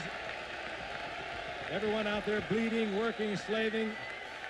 If you miss, you know you're going to go to the sidelines. They're going to crawl all over you. If you make it, total elation. And he's just tied a club record. Among those holding the mark, Paul Hornung. Al Del Greco tying a club record. He himself part owner of that mark. He kicked 4 against Detroit last December. We mentioned Paul Hornung and some of the others. Jerry Kramer did it. Chester Markhold 5 times. Bernie and Stenerud, and now Del Greco for the 2nd time. And there's a lot of time left. 28 minutes and 8 seconds. We have a pumped-up Packer team, Al. They're going to be tough to handle from now on, the way the Bears are playing. Picked up at the 8 by Thomas Sanders. Have to work on the runbacks. That's the 2nd time Sanders has had trouble. Let's pause 5 seconds here to allow our local stations to identify themselves. KSTP-TV, St. Paul, Minneapolis, Channel 5. Green Bay on top, 12 to 10. If you're just tuning in, that's not a typo. I point out the last time the Bears lost, Monday night, back in November of last year, the Miami Dolphins came out. They threw short. They popped Marino into quick rollouts. They kept the Bears off his back, and then in the 2nd quarter, they totally dominated the Bears. That was December 2nd to be exact. 38-24 Miami, and they are in trouble right now. Tom Zach is still the quarterback. From the 8-yard line, 1st and 10. They send Suey in motion. Tom Zach's going to throw, hits Suey at the 9. He takes it out to the 14. And on the Packer bench, the happiest man in the ballpark right now, Al Del Greco. Like I say, you make it, lots of elation. You miss it, they're hard to find. Meanwhile, as far as the Bears are concerned, you begin to wonder about McMahon. Ditka would love to go through the game without using McMahon. He'd like to save him and rest him, and they've got a big one at Cincinnati next Sunday. Also, as Frank mentioned before, if he doesn't want to go with Tom Zach any further, we could also see Fuller. 2nd and 3 from the 14-yard line. He sends Moorehead in motion. Pitches it to Payton, back to Suey. Payton, 1st down, takes it out to the 21. Gets the 1st down, but he came within, and that's eyelash of breaking a big one. Walter Payton doesn't go all the way with big plays for you, but he turns 2-yarders into 8-yarders more than anyone I've ever seen. Here he is when he needs the 1st down, breaks back inside, and finally tripped up there by Dorsey. Payton is now 11 for 32. He's carried 11 times, 32 yards. Jim McMahon doesn't look phased a bit. But his club is. He's on another time zone. Always. 1st down from the 21. Payton makes the catch, and it's a 5-yard pickup out to the 26-yard line. 2nd down and 5.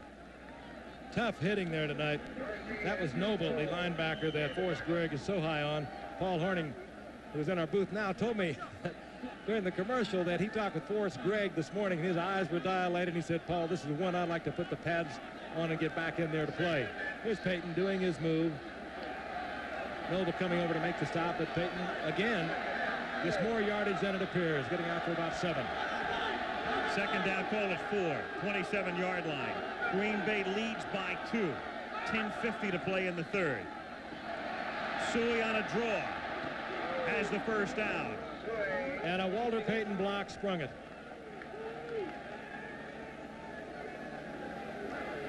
Chicago at the 33. There's Walter. Let's take a look at it. He'll lead the draw play. Watch him. He sets up, makes it look like pass. That's what you do in the draw. He cuts right there, the complete football player. And he not only made the block, he cut Brian Noble.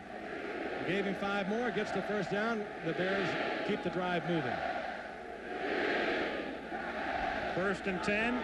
Crowd chanting defense. 1st and 10 at the 33-yard line.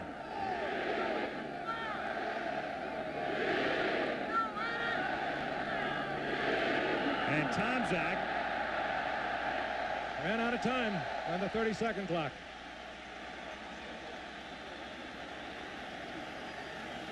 Ditka saying, what's going on here? Give me a break. Does Ditka think that Tomczak stopped because he couldn't hear the signals? And thus is contending that that should have been the call? If he is, he's not going to get it anyway. It's a delay of the game, and it's 5 yards, and it's back to the 28, and it's 1st and 15. That's what you honestly don't get with a Jim McMahon. He would have done something. Suey in motion. Tomczak throws. Nice catch by Suey at the 33. Takes it to the 35. And it'll be 2nd down, 8. John Anderson, the outside backer, number 59, who kicked a field goal for the Packers back in 1979, made the tackle. Lambeau Field, Green Bay. On Lombardi Avenue. I like it. Yeah. Keep in mind, too, the Packers, like all of the teams in the NFL, play 8 home games, but only 5 of them are here. The other 3 are in Milwaukee. Community owned. Great facility here. 2nd and 8. Chicago from the 35. Suey in motion. Payton gets 3, takes it to the 38-yard line. Dorsey and Anderson converge on the tackle.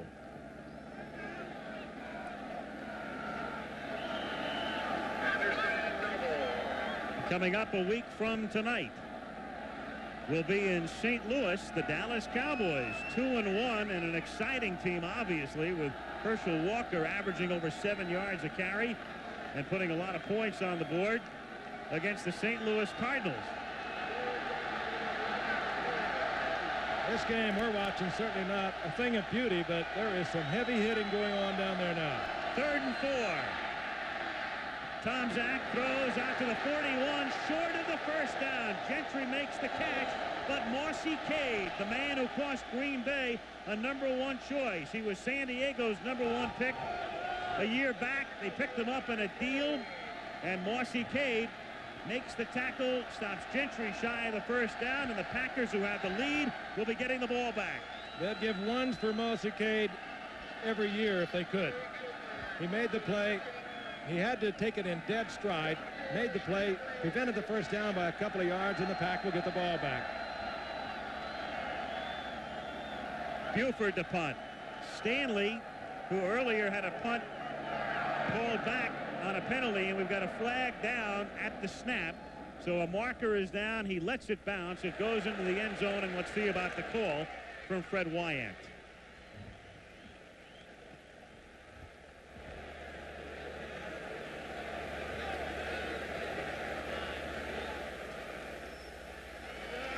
And it's against Chicago.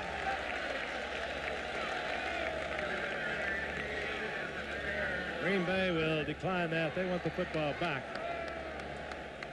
And with the touchback, they'll get it to the 20-yard line. Not enough men on the line of scrimmage. Decline. And they take the touchback, and that gives them the ball at the 20-yard line. So the Green Bay Packers, almost unbelievably, coming off 2 depressing performances, lead the world champions. This is so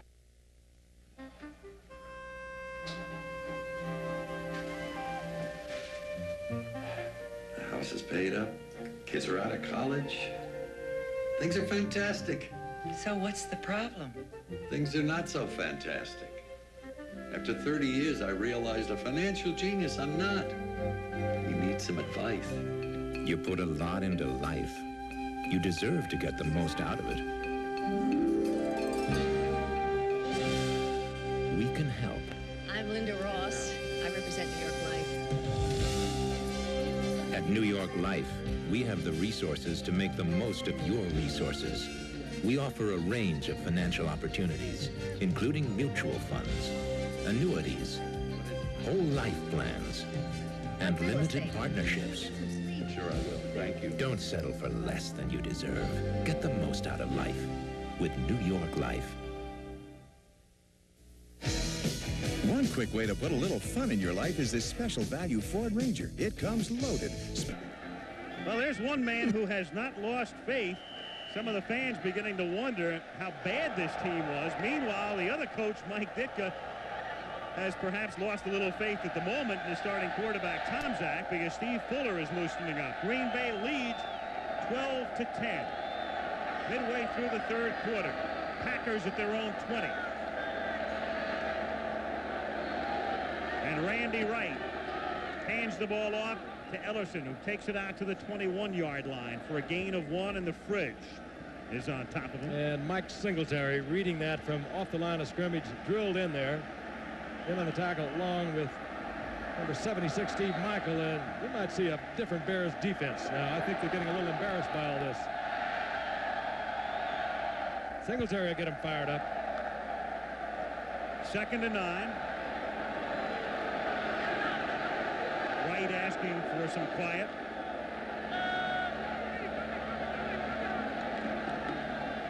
Going for Lofton. He makes his 3rd catch of the night and takes it out to the 28-yard line. Stopped there by Reggie Phillips. And Lofton closing in on Hudson's team record 488 receptions. That's 479 now in his career. Lofton on the reception. He's struggling to get the first down, and one of the Bears almost steps on Lofton's face, and it is Wilbur Marshall now. When Wilbur Marshall went back to his own huddle, he came up to Lofton, gave him a pat on the fanny, and I'm sure he told him, didn't mean to do that, partner, and I'm sure he didn't. 3rd and 2. I think he said that. Fullback Clark. That was some facial. Clark on a 3rd and 2 is stopped at the 29 by Otis Wilson. And so the Packers get very conservative on 3rd and short. And another little altercation. But Chicago's going to get the ball back. Tough to do that against the #1 defense against the rush from a year ago. That's no different tonight. You got a 3rd, and it was a long 2. You can't get conservative and sit on it. Bracken to kick, and back to receive is Barnes. Bracken has been with 5 different professional teams, but the Packers are the only team for which he's kicked in the regular season. Barnes at the 27. Nice move, and then starts to run out of room and is dragged down at the 32.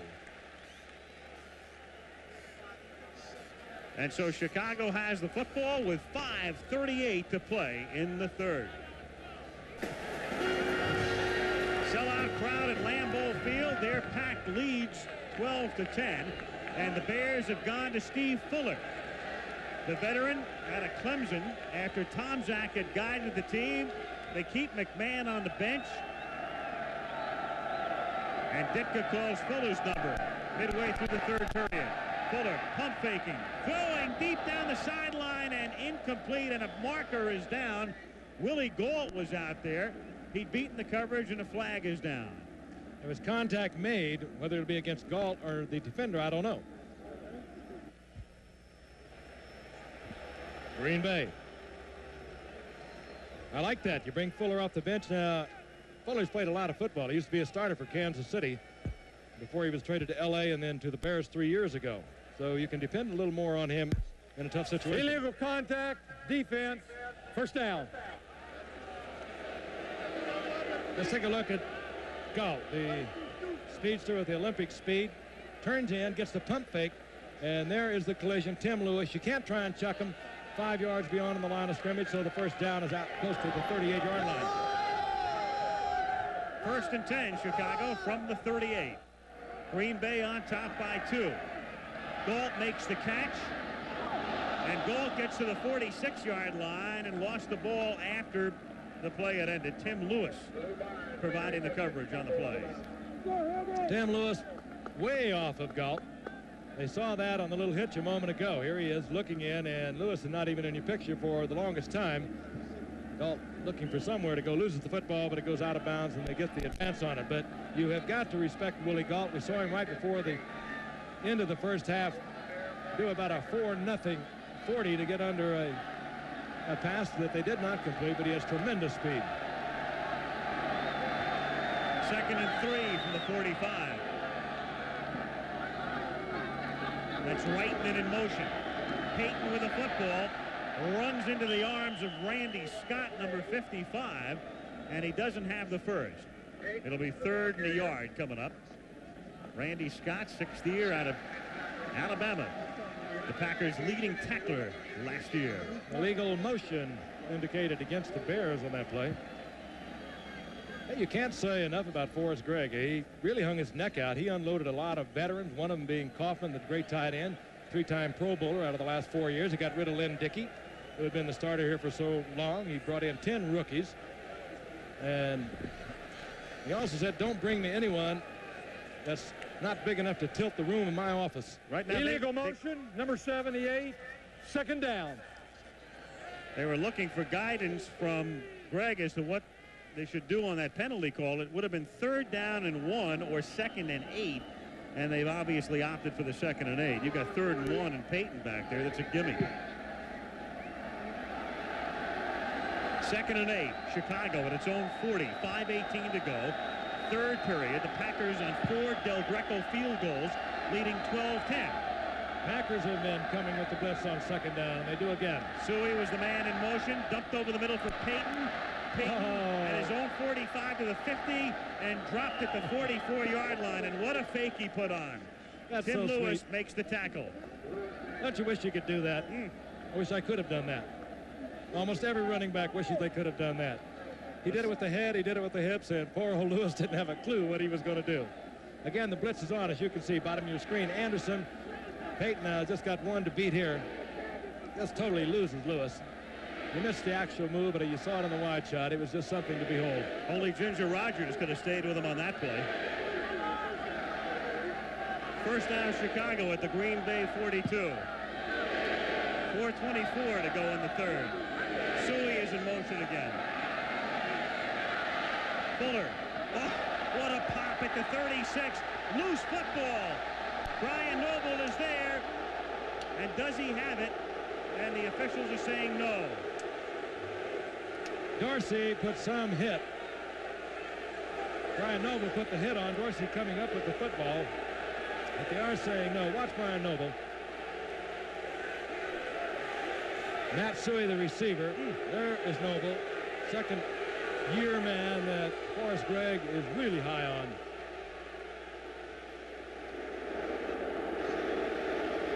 And the crowd upset over the call. I believe they're checking upstairs. If they did, it's been upheld because they're still at the 43-yard line, and it's 2nd down and 10. Fuller throws back the other way to Reitman, and Reitman tries to lateral it off. The ball is still loose, and the Bears wind up with it.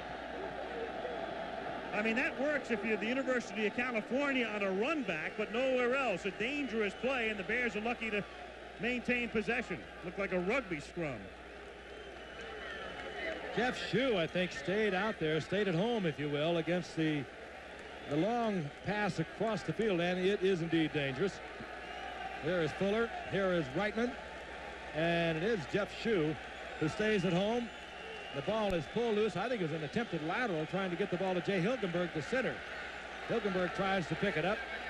He doesn't get it up, and it's the All-Pro Jim Covert who makes the cover. So Chicago pushed back to the Green Bay 47. It's 3rd down, 15. Listen to this crowd. These youngsters are playing some football game, and it's being appreciated. That's the offensive coordinator talking to Steve Fuller, Ed Hughes. They have been not terribly successful in anything that they have tried tonight offensively. And Chicago has taken a timeout. Well, when you look at the Bears, again, it goes back to the fact on opening day they scored 41 points, but they gave up 31. That was a surprise. Last week they were tested, taken to the limit by Philadelphia, won at 13-10. They're on their way to being taken to the limit tonight. And again, as you go down their schedule, it's a soft one for the most part. Not next week, though. They're at Cincinnati. Meanwhile, our schedule, college football, features 2 games. Check your local listings. This Saturday, Purdue taking on Notre Dame, Tennessee against Auburn. By the way, in the sellout crowd tonight, Roger Clemens, who has a night off with the Boston Red Sox, has driven up with Calvin Schiraldi to take in the game. And we'll be seeing the Red Sox in a couple of weeks. Well, the way things look, we'll be seeing the Red Sox. They have yet to clinch, but 24th yesterday. Yep, it'll be a major surprise if they don't. Boston against California coming up. The Mets in Houston will have coverage of both league championship series for you beginning October 7th. Watching the Bears, you get the feeling of how important a great quarterback can be, a top quarterback can be. And without Jim McMahon, they are just an ordinary offensive team. You put him in there, and we've seen it happen over and over. They become explosive. They take on his own character. He just sparks a football team, and that's what you need from a quarterback, whether he is great physical talent or not. When he comes in there, something happens, and this Bear team offensively is not even close to what they are with Jim McMahon. They tried Tomczak, they tried Fuller, they tried him in '84, they tried him last year. He is just not Jim McMahon. 3rd down, 15 from the Green Bay 48. Fuller fumbles, picks it up, and downed at the 40. So Fuller picks up 7 yards. Tim Harris gets credit for the tackle. And the Bears sending in their punting unit, led by Buford. They'd have to be considering a 57-yard field goal, and no shot at all with that from Kevin Butler. And if you miss it, then you give Green Bay the ball near midfield. So Buford to kick. His average will go down. He's averaging better than 50 yards a kick tonight. The best he can do right here is 39. Stanley back at the 10. Clock is ticking. 2:25 to go in the 3rd. Angles it for the near side. And it's a touchback. Too far. Out it will come to the 20. A net of 19, and Green Bay will have the ball at its own 20-yard line. The spread on this game was the biggest in week 3. Green Bay, a decided underdog coming in and leading 12-10, and that's how the Packers' last 4 possessions have wound up with 3 field goals. And in the last one, when they had the 3rd and 2 and opted for Clark up the middle, he was stopped shy of it, and they had to punt. 1st and 10, Green Bay from the 20. Ellis goes in motion. And Wright incomplete, intended for Gary Ellerson. They have both Ellerson and Ellis in the game at 2nd down and 10 from the 20. Bears again relatively uncomplicated, at least in terms of what you think of from last year. They got up there and they occasionally show the 46, not very often tonight. And by the way, they didn't use it at all against Buddy Ryan and the Eagles a week ago, according to Gary Finsick. Whether that was DITKA tantalizing and teasing Buddy Ryan, we don't know. But they have been fairly simple tonight defensively. 2nd and 10, Green Bay from the 20. Epps is in motion. Epps crossing over the middle. Epps makes the catch, and Epps pays the price. Singletary is there. Singletary looking right in at the quarterback. Takes his zone, reads the eyes of the quarterback, spins back, and just has a brief glimpse before he makes the contact. Is a major hitter, Mark Singletary, but he's a major factor in other ways for this Bear defense. Emotional leader, very bright, calls all the defenses, always there. On 3rd and 5. Wright throwing into a lot of traffic, and he was lucky that wasn't picked off. Somebody blew the route because Stanley was right there and Ellison. The 2 of them were like twins. And McMichael and Hampton again closing in on Wright, forcing him to get rid of it into a very crowded area. Very crowded. They're toughening up. So the Bears hold them again, and the Packers to kick, and dropping back is the rookie out of Oregon, Lou Barnes. Bracken the punt.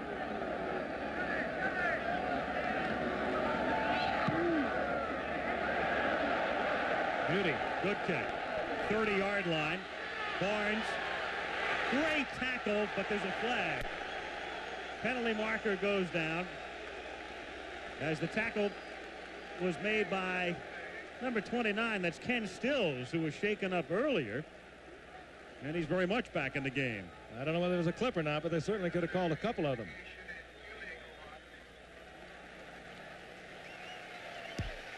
Illegal block in the back, above the waist. First down. There were a pair of them. Jim Morrissey, I think, was the man. Meanwhile, as far as rushing offense is concerned, the Bears averaging better than 5 yards a carry in each of their first 2 games, and most of that, of course, due to Payton. And tonight held to 75 total yards on the ground and 3.5 yards a carry. And Payton has 35 yards. A tough Green Bay defense. And again, a tribute to Forrest Gregg, who stuck his head out on the line this year, dumped a lot of people, a lot of name people. If you could say that about Green Bay, because they did not have a lot of name people, but he is building this team in his own image, exactly what he wants. And you know what happens if it doesn't work to coaches. First and 10 from the 22-yard line. Gentry in motion. Fuller throwing. Gentry makes the catch and has the first down, gets it out to the 36-yard line. Dorsey in on the stop. Now, Frank, I said on the scene set tonight, it's simple, but Chicago had to do 2 things. Number 1, control the ball somewhat. 2, contain Payton, but neither of us thought either was possible. But that's what's been happening as Dorsey comes limping off, and Gentry also paid the price. Gentry, they would sorely miss. They are very short on wide receivers. I mentioned earlier Dennis McKinnon not coming back from knee surgery after the Super Bowl. Willie Galt, now the only veteran wide receiver they have in the field. With Thomas in the game and in motion, it's Moorehead who makes the catch, fumbles the football at the 47-yard line. No call yet. Moorehead made the catch, and Chicago has it. And they recovered the fumble. The ball was live.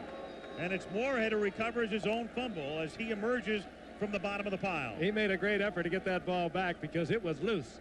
And right on target is Fuller, gets it in there. And you can see it is Flynn and Cade. Cade pulling the ball loose, and Moorehead struggling, scrambling around and getting it back. Here it is again. There's Cade. We talked about him earlier. Mosi Cade coming from San Diego. They gave up a number 1 to get him. San Diego got him for a third a year ago, but they couldn't sign him. First and 10, Chicago from the 48-yard line. Short drop, quick pass to Gould, and Gould bumps heads, and that's a Packer trademark, but not under these circumstances, as Tim Lewis is there. That could be bad. Tim Lewis really takes a pop. And he has not moved. He took that straight right into Willie Galt's helmet. There was no sliding off the helmet. It was just straight on. Hate to see that. Got it again. Galt on a little hitch. Lewis has been playing way off Galt. That's why they come back with it. Galt puts the head down, takes it straight on. And still, they continue to look at Tim Lewis. Lewis at the right corner. Fake to Payton, and it's dropped by Thomas. Calvin Thomas was right there. Second down and 10.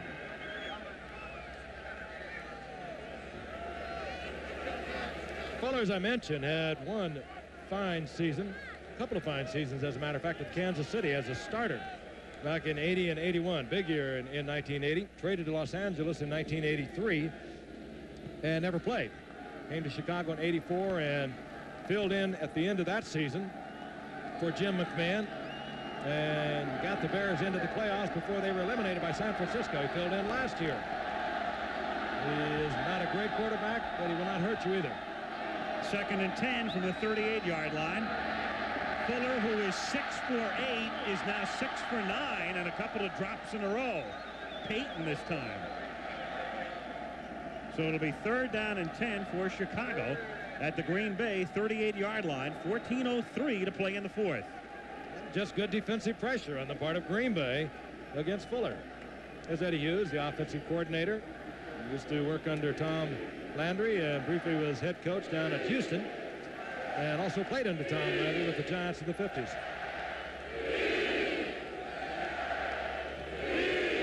Third and 10.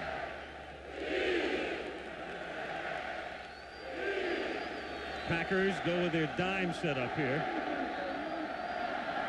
6 defensive backs out of the shotgun. They give it to Payton. He has some room through the middle, but it closes in a hurry, and he is stopped at the 33-yard line. Tom Flynn making the tackle, and it'll be 4th down and 5. So now with Butler, we're talking about a 51-yard effort. Butler's career high last week, a 47-yarder. 2 weeks ago, actually, against Cleveland, and then last week he missed 4, made 2, and they're going to go. Al, he had one from 60 yards at Georgia. They've let him try it for the Bears from 62 yards, so he's got the range. 60 with a T is a little different, though. That's true, even on an artificial surface. This natural surface, it'll take something off it. 52-yard attempt, so he's trying to eclipse his career best by 5 yards and give Chicago the lead. And the kick is long enough, and it is good. You betcha. And so Butler, who had a terrible week, even though he wound up with the game-winning kick against Philadelphia, kicks a 52-yarder. And Chicago has the lead, 13-12. Jim McMahon right in the middle of that. If we look again, he's had the distance. The Bears let him kick one, try one last year from, I think, 62 yards. That thing would have been good from about 60 right there. He really hit it. Ditka, does he like it? He took a risk off a natural surface because Green Bay would have had a first down near the 35-yard line had Butler missed. Good decision. Lost the feeling in his arms. He does have the feeling back now as the kickoff is fielded at the goal line, and Ken Stills runs it back out to the 25-yard line. So the feeling is back in Lewis's arms, and they are taking him to the hospital for further examination. And I think that's the best news we could hope for at this point, right? So Green Bay has the football at its own 25-yard line. 12:53 to play in the 4th. In a way, a typical Bears-Packers game. I mean, the Bears and the Packers can't wind up 35-33, can they? No, they're winding up a little too clean tonight, too. Usually much dirtier and a little messier. Epps in motion. Ellerson. And Ellerson gets racked up back at the 19-yard line. Wilbur Marshall and Richard Dent do the double team. It's been a different Bears defense here in the second half. Green Bay moving the ball much more easily in the first half, and a much stronger Bear defense. But again, they stay very conventional with their 4-man front. They just are playing it well, and when you have Hampton, Perry, Dent, and not to mention Singletary, Wilson, and Marshall, well, you can play it just about any way you want to play. 2nd and 12, Green Bay from their own 23. Epps in motion. Epps makes his 8th catch of the night. Epps looking for the first down and has it as he gets to the 36-yard line, and Gary Fensick makes the tackle. Again, a 4-man rush, and again, Randy Wright had the time to find the receiver, and that's exactly what he did. Dennis Gentry, who was shaken up the last time Chicago had the ball, being worked on. Packers at their own 36. Green Bay blown away in their first 2 games. They were 0-2 into tonight, but they did not have what happened to them in those first 2 games against Houston and New Orleans happen tonight. They did not get down early and have to play catch-up. That's what they were trying to do. Here's Davis, who's been a silent partner here for a while. He was their big ball carrier early on, and Steve McMichael in on the stop. Steve McMichael out of Texas, and again with Perry and Dent and Hampton up on that line, McMichael gets less publicity and yet is probably as valuable as any. At least in the minds of Ditka, he is. Epps, by the way, 8 catches. That's his career high. As we look at McMichael, he is, you're right, one of the unsung ones. Great sense of humor. He's fun to be around. Packers, however, into this fourth quarter of this game, only have 1 touchdown in the 3 games that they have played this season. In the air, that is. 2nd and 7. And it is nearly intercepted as Lofton was there, and the pass was lofted. And Phillips and Fensick are both there. Gary Fensick, number 45. Some talk about Fensick maybe running for mayor someday in Chicago this week. He'd get a vote from Lofton. Fensick, one of the heavy hitters. They've had him over the years. They have Durison, now a big hitter. Todd Bell is back, went to the Pro Bowl after the 84 season. And he came back after holding out all of last year. He's a heavy hitter, but he can't get back in the lineup. Al Harris is back. He missed the season with a contract. He can't get back in as a starter. 3rd down and 7.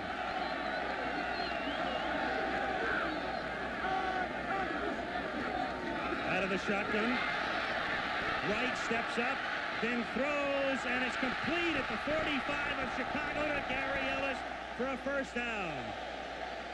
So Randy Wright with some improvisation, and the Packer drive is alive with 10:20 to go in the 4th. Super effort by Randy Wright. He had Bears breathing all over him back there. Steps back into the pocket. The first pressure comes from Richard Dent. There's Dent, but he was wide, taking his charge upfield. Here is Perry, right in Wright's face. And Ellis coming down with it, breaking 1 tackle and getting the 1st down. That's the key thing. Keep it alive. 1st and 10. Green Bay at the 42. Under 10 minutes to play. Bears lead 13-12.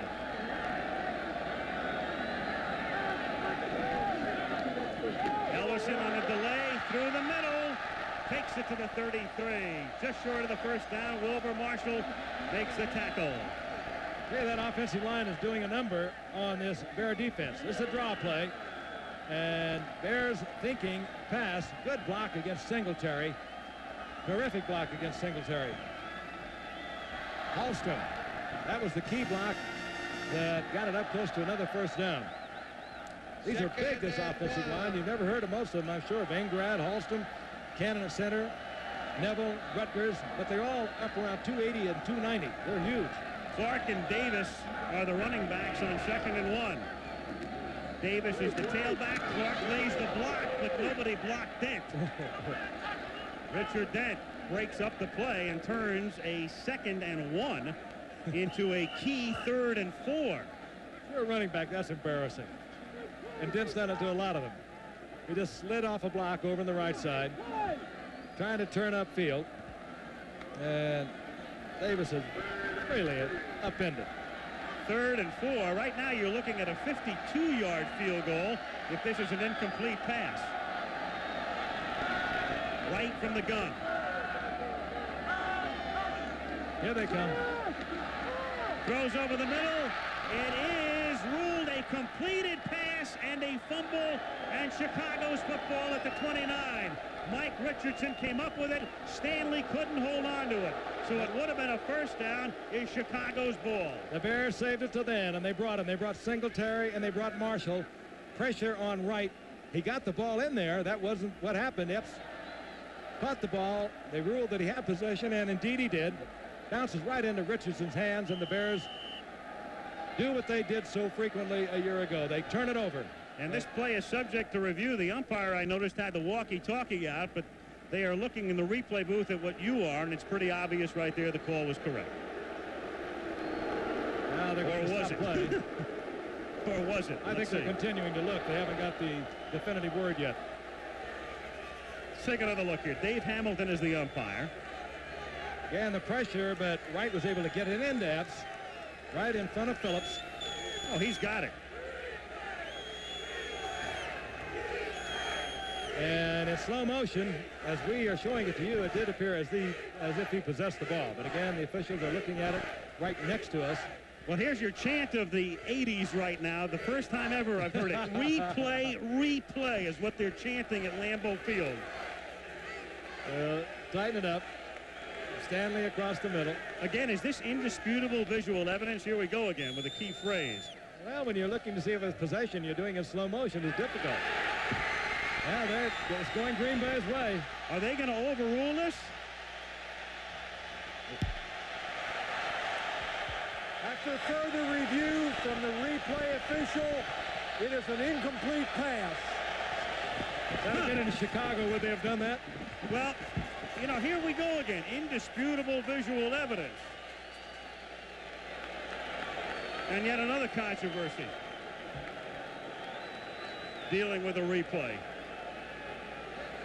I don't know. I thought he had possession of the ball. What did you think? It was close. You know, again, in slow motion, it looked a little more like it was possession than it did when we watched it initially. But Mike Ditka, we asked him about the replay today at our meeting with him, and he said, well, if you guys would leave it alone and give it a chance to work. And now it has worked definitely against Mike Ditka. And I think he feels like a lot of people. Let's give it a shot. And he did not seem upset about it. He accepted it, walked away, and the Packer field goal unit comes on. So Del Greco will attempt a field goal. It'll be a 52-yard attempt. Meanwhile, maybe they're rechecking this. I don't know. I mean, this is a scene we've grown accustomed to. Indisputable is the key word. And there are a few things here. Maybe they're concerned about where the ball was, how much time is left on the clock. Here it is in regular speed. Regular speed. This is the view the official initially has. This is when I thought he had possession of it because he pulled it in and it was knocked away. But I still think he had it. The replay in slow motion is kind of hard to judge. So they're reviewing the review. And here comes Gary Fensick wanting to know what's going on. His first campaign speech. Right. The Yaley. All they're doing, we understand right now, is checking what yard line the ball should be placed at, which is the 35. It'll be a 52-yard attempt. And he's been hot. For Del Greco. He's 4 for 4. Bracken to hold. Blocked. Blocked. That's recovered by Green Bay, but it doesn't matter. And the block by Henry Wachter, number 70. Well, they don't get the turnover, but they block the kick, and that is Bear football. It's coyote ugly, but it gets the job done. And so how the fortunes for the Packers change what looks like initially a field goal attempt upcoming. Turns out to be a block kick, and Chicago has the ball in Green Bay territory and the lead by 1. Flynn on a pass intended for Thomas, and Noble breaking up the play. Fuller under pressure. Noble. We've been talking about him all night. Was right where he should have been. Breaks it up. And Flynn is right there. And they definitely would have been in field goal range to extend the lead. Now, what do you do with it against the Bears defense? You got it down near your 5-yard line. Well, remember, we pointed out earlier, in a year now, in a whole year, when a team has started against the Bear defense inside their 20, they have scored no touchdowns. And also remember, the Packers had scored only 1 touchdown this season, and Wright avoids the safety and gets it back. I don't think so. Does he? He was in the grasp. He was in the grasp, and that's the ruling. He's in the grasp of Steve McMichael and the safety. 2 points, Bears. Again, defense. So Steve McMichael had him in the grasp, and McMichael was the man who tackled Jim Zorn for a safety in last year's Packer-Bears game. It wasn't that he did it. Did you see the way he did it? McMichael is so powerful. Again, you hear so much more about Jim Dent, Dan Hampton, but it's not over. Packers only down by 3. 1st and 10, Chicago from the 47-yard line. The pass complete to number 89, Keith Ortego, the second-year man out of McNeese State. He gets close to a first down. Meanwhile, go back to last year's game and notice the similarity there in scoring by quarters. And we talked about that safety in last year's game. Well, there it was, the 9 points in the 4th quarter. Bears won 16-10. And so tonight with 5 in the fourth, 15-12 Chicago. Watch our research man Steve Hurt jump. I wonder how many safeties the Bears had last year. Second down and inches at the 44-yard line. Suey, the short yardage specialist, among other things, takes it to the 42. Not really fair to call him only a short yardage specialist, because even though he has not been a particularly instrumental part of tonight's game, Suey can do a lot of things. Great athlete at Penn State, did everything there. Led the team in receptions in the first 2 games this year. For Joe Paterno. He's a Paterno type athlete, very bright, good student, good blocker, good runner, good receiver, and doesn't mind playing in the shadow of one of the legends, Walter Payton. First and 10 from the 42. Over the middle, and it's Ortega making the catch at the 30, breaking a tackle inside the 10, and a touchdown. Keith Ortega, who moments ago made his first professional catch, follows that up with a touchdown. And a moment ago when he made that first catch, I just wanted to comment on this man. His first catch, as we look at the second one for the touchdown, he stayed in bounds. He struggled to stay in bounds to keep the clock running. It showed a lot of cool, a lot of head. And here he is, breaking inside, spinning away from the tackle, and into the end zone. Free agent last year. No receptions last year, but he has made 2 key ones here in the fourth quarter against the Pack. Now Kevin Butler for the extra point.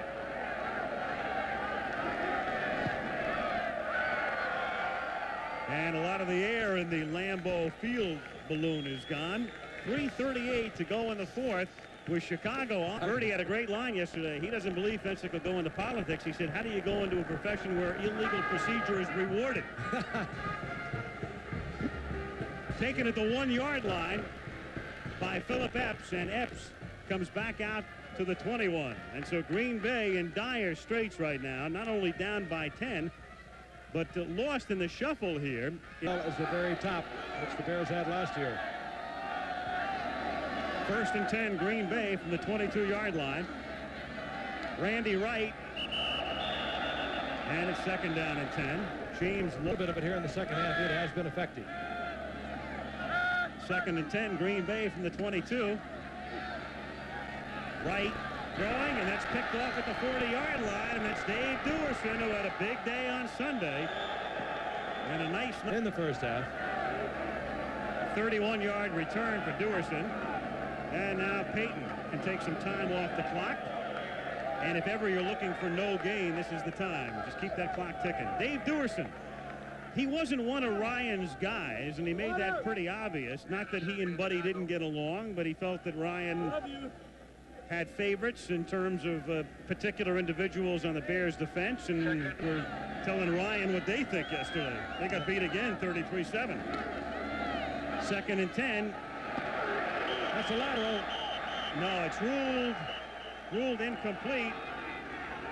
That was a lateral, and we'll take a look. Certainly looked like one. What would Monday night be without a lateral? Looked backwards to me. Well, very close.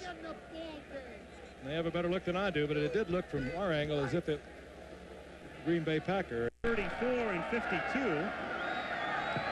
Kicks one from the 18, and this 28-yarder is good. And the Bears have tacked on 3 more and lead by the odd combination. This one's over. Chicago is 3-0. Green Bay is 0-3. Al Michaels and Frank Gifford, and that's the story from Green Bay with a final score with Chicago 25 and Green Bay 12. And this ABC Sports exclusive has been brought to you by Chrysler Plymouth. We're working together to be the best. By exceptionally smooth Michelob, but to make tonight the best part of your day. By AT&T. AT&T, the right choice. And by the Breakfast of Champions, Wheaties, what the big boys eat. Travel arrangements made through and a promotional fee paid by United Airlines. United flies more people to Hawaii than any other airline. Nobody knows Hawaii like United. This has been a presentation of ABC Sports, recognized around the world as the leader in sports television.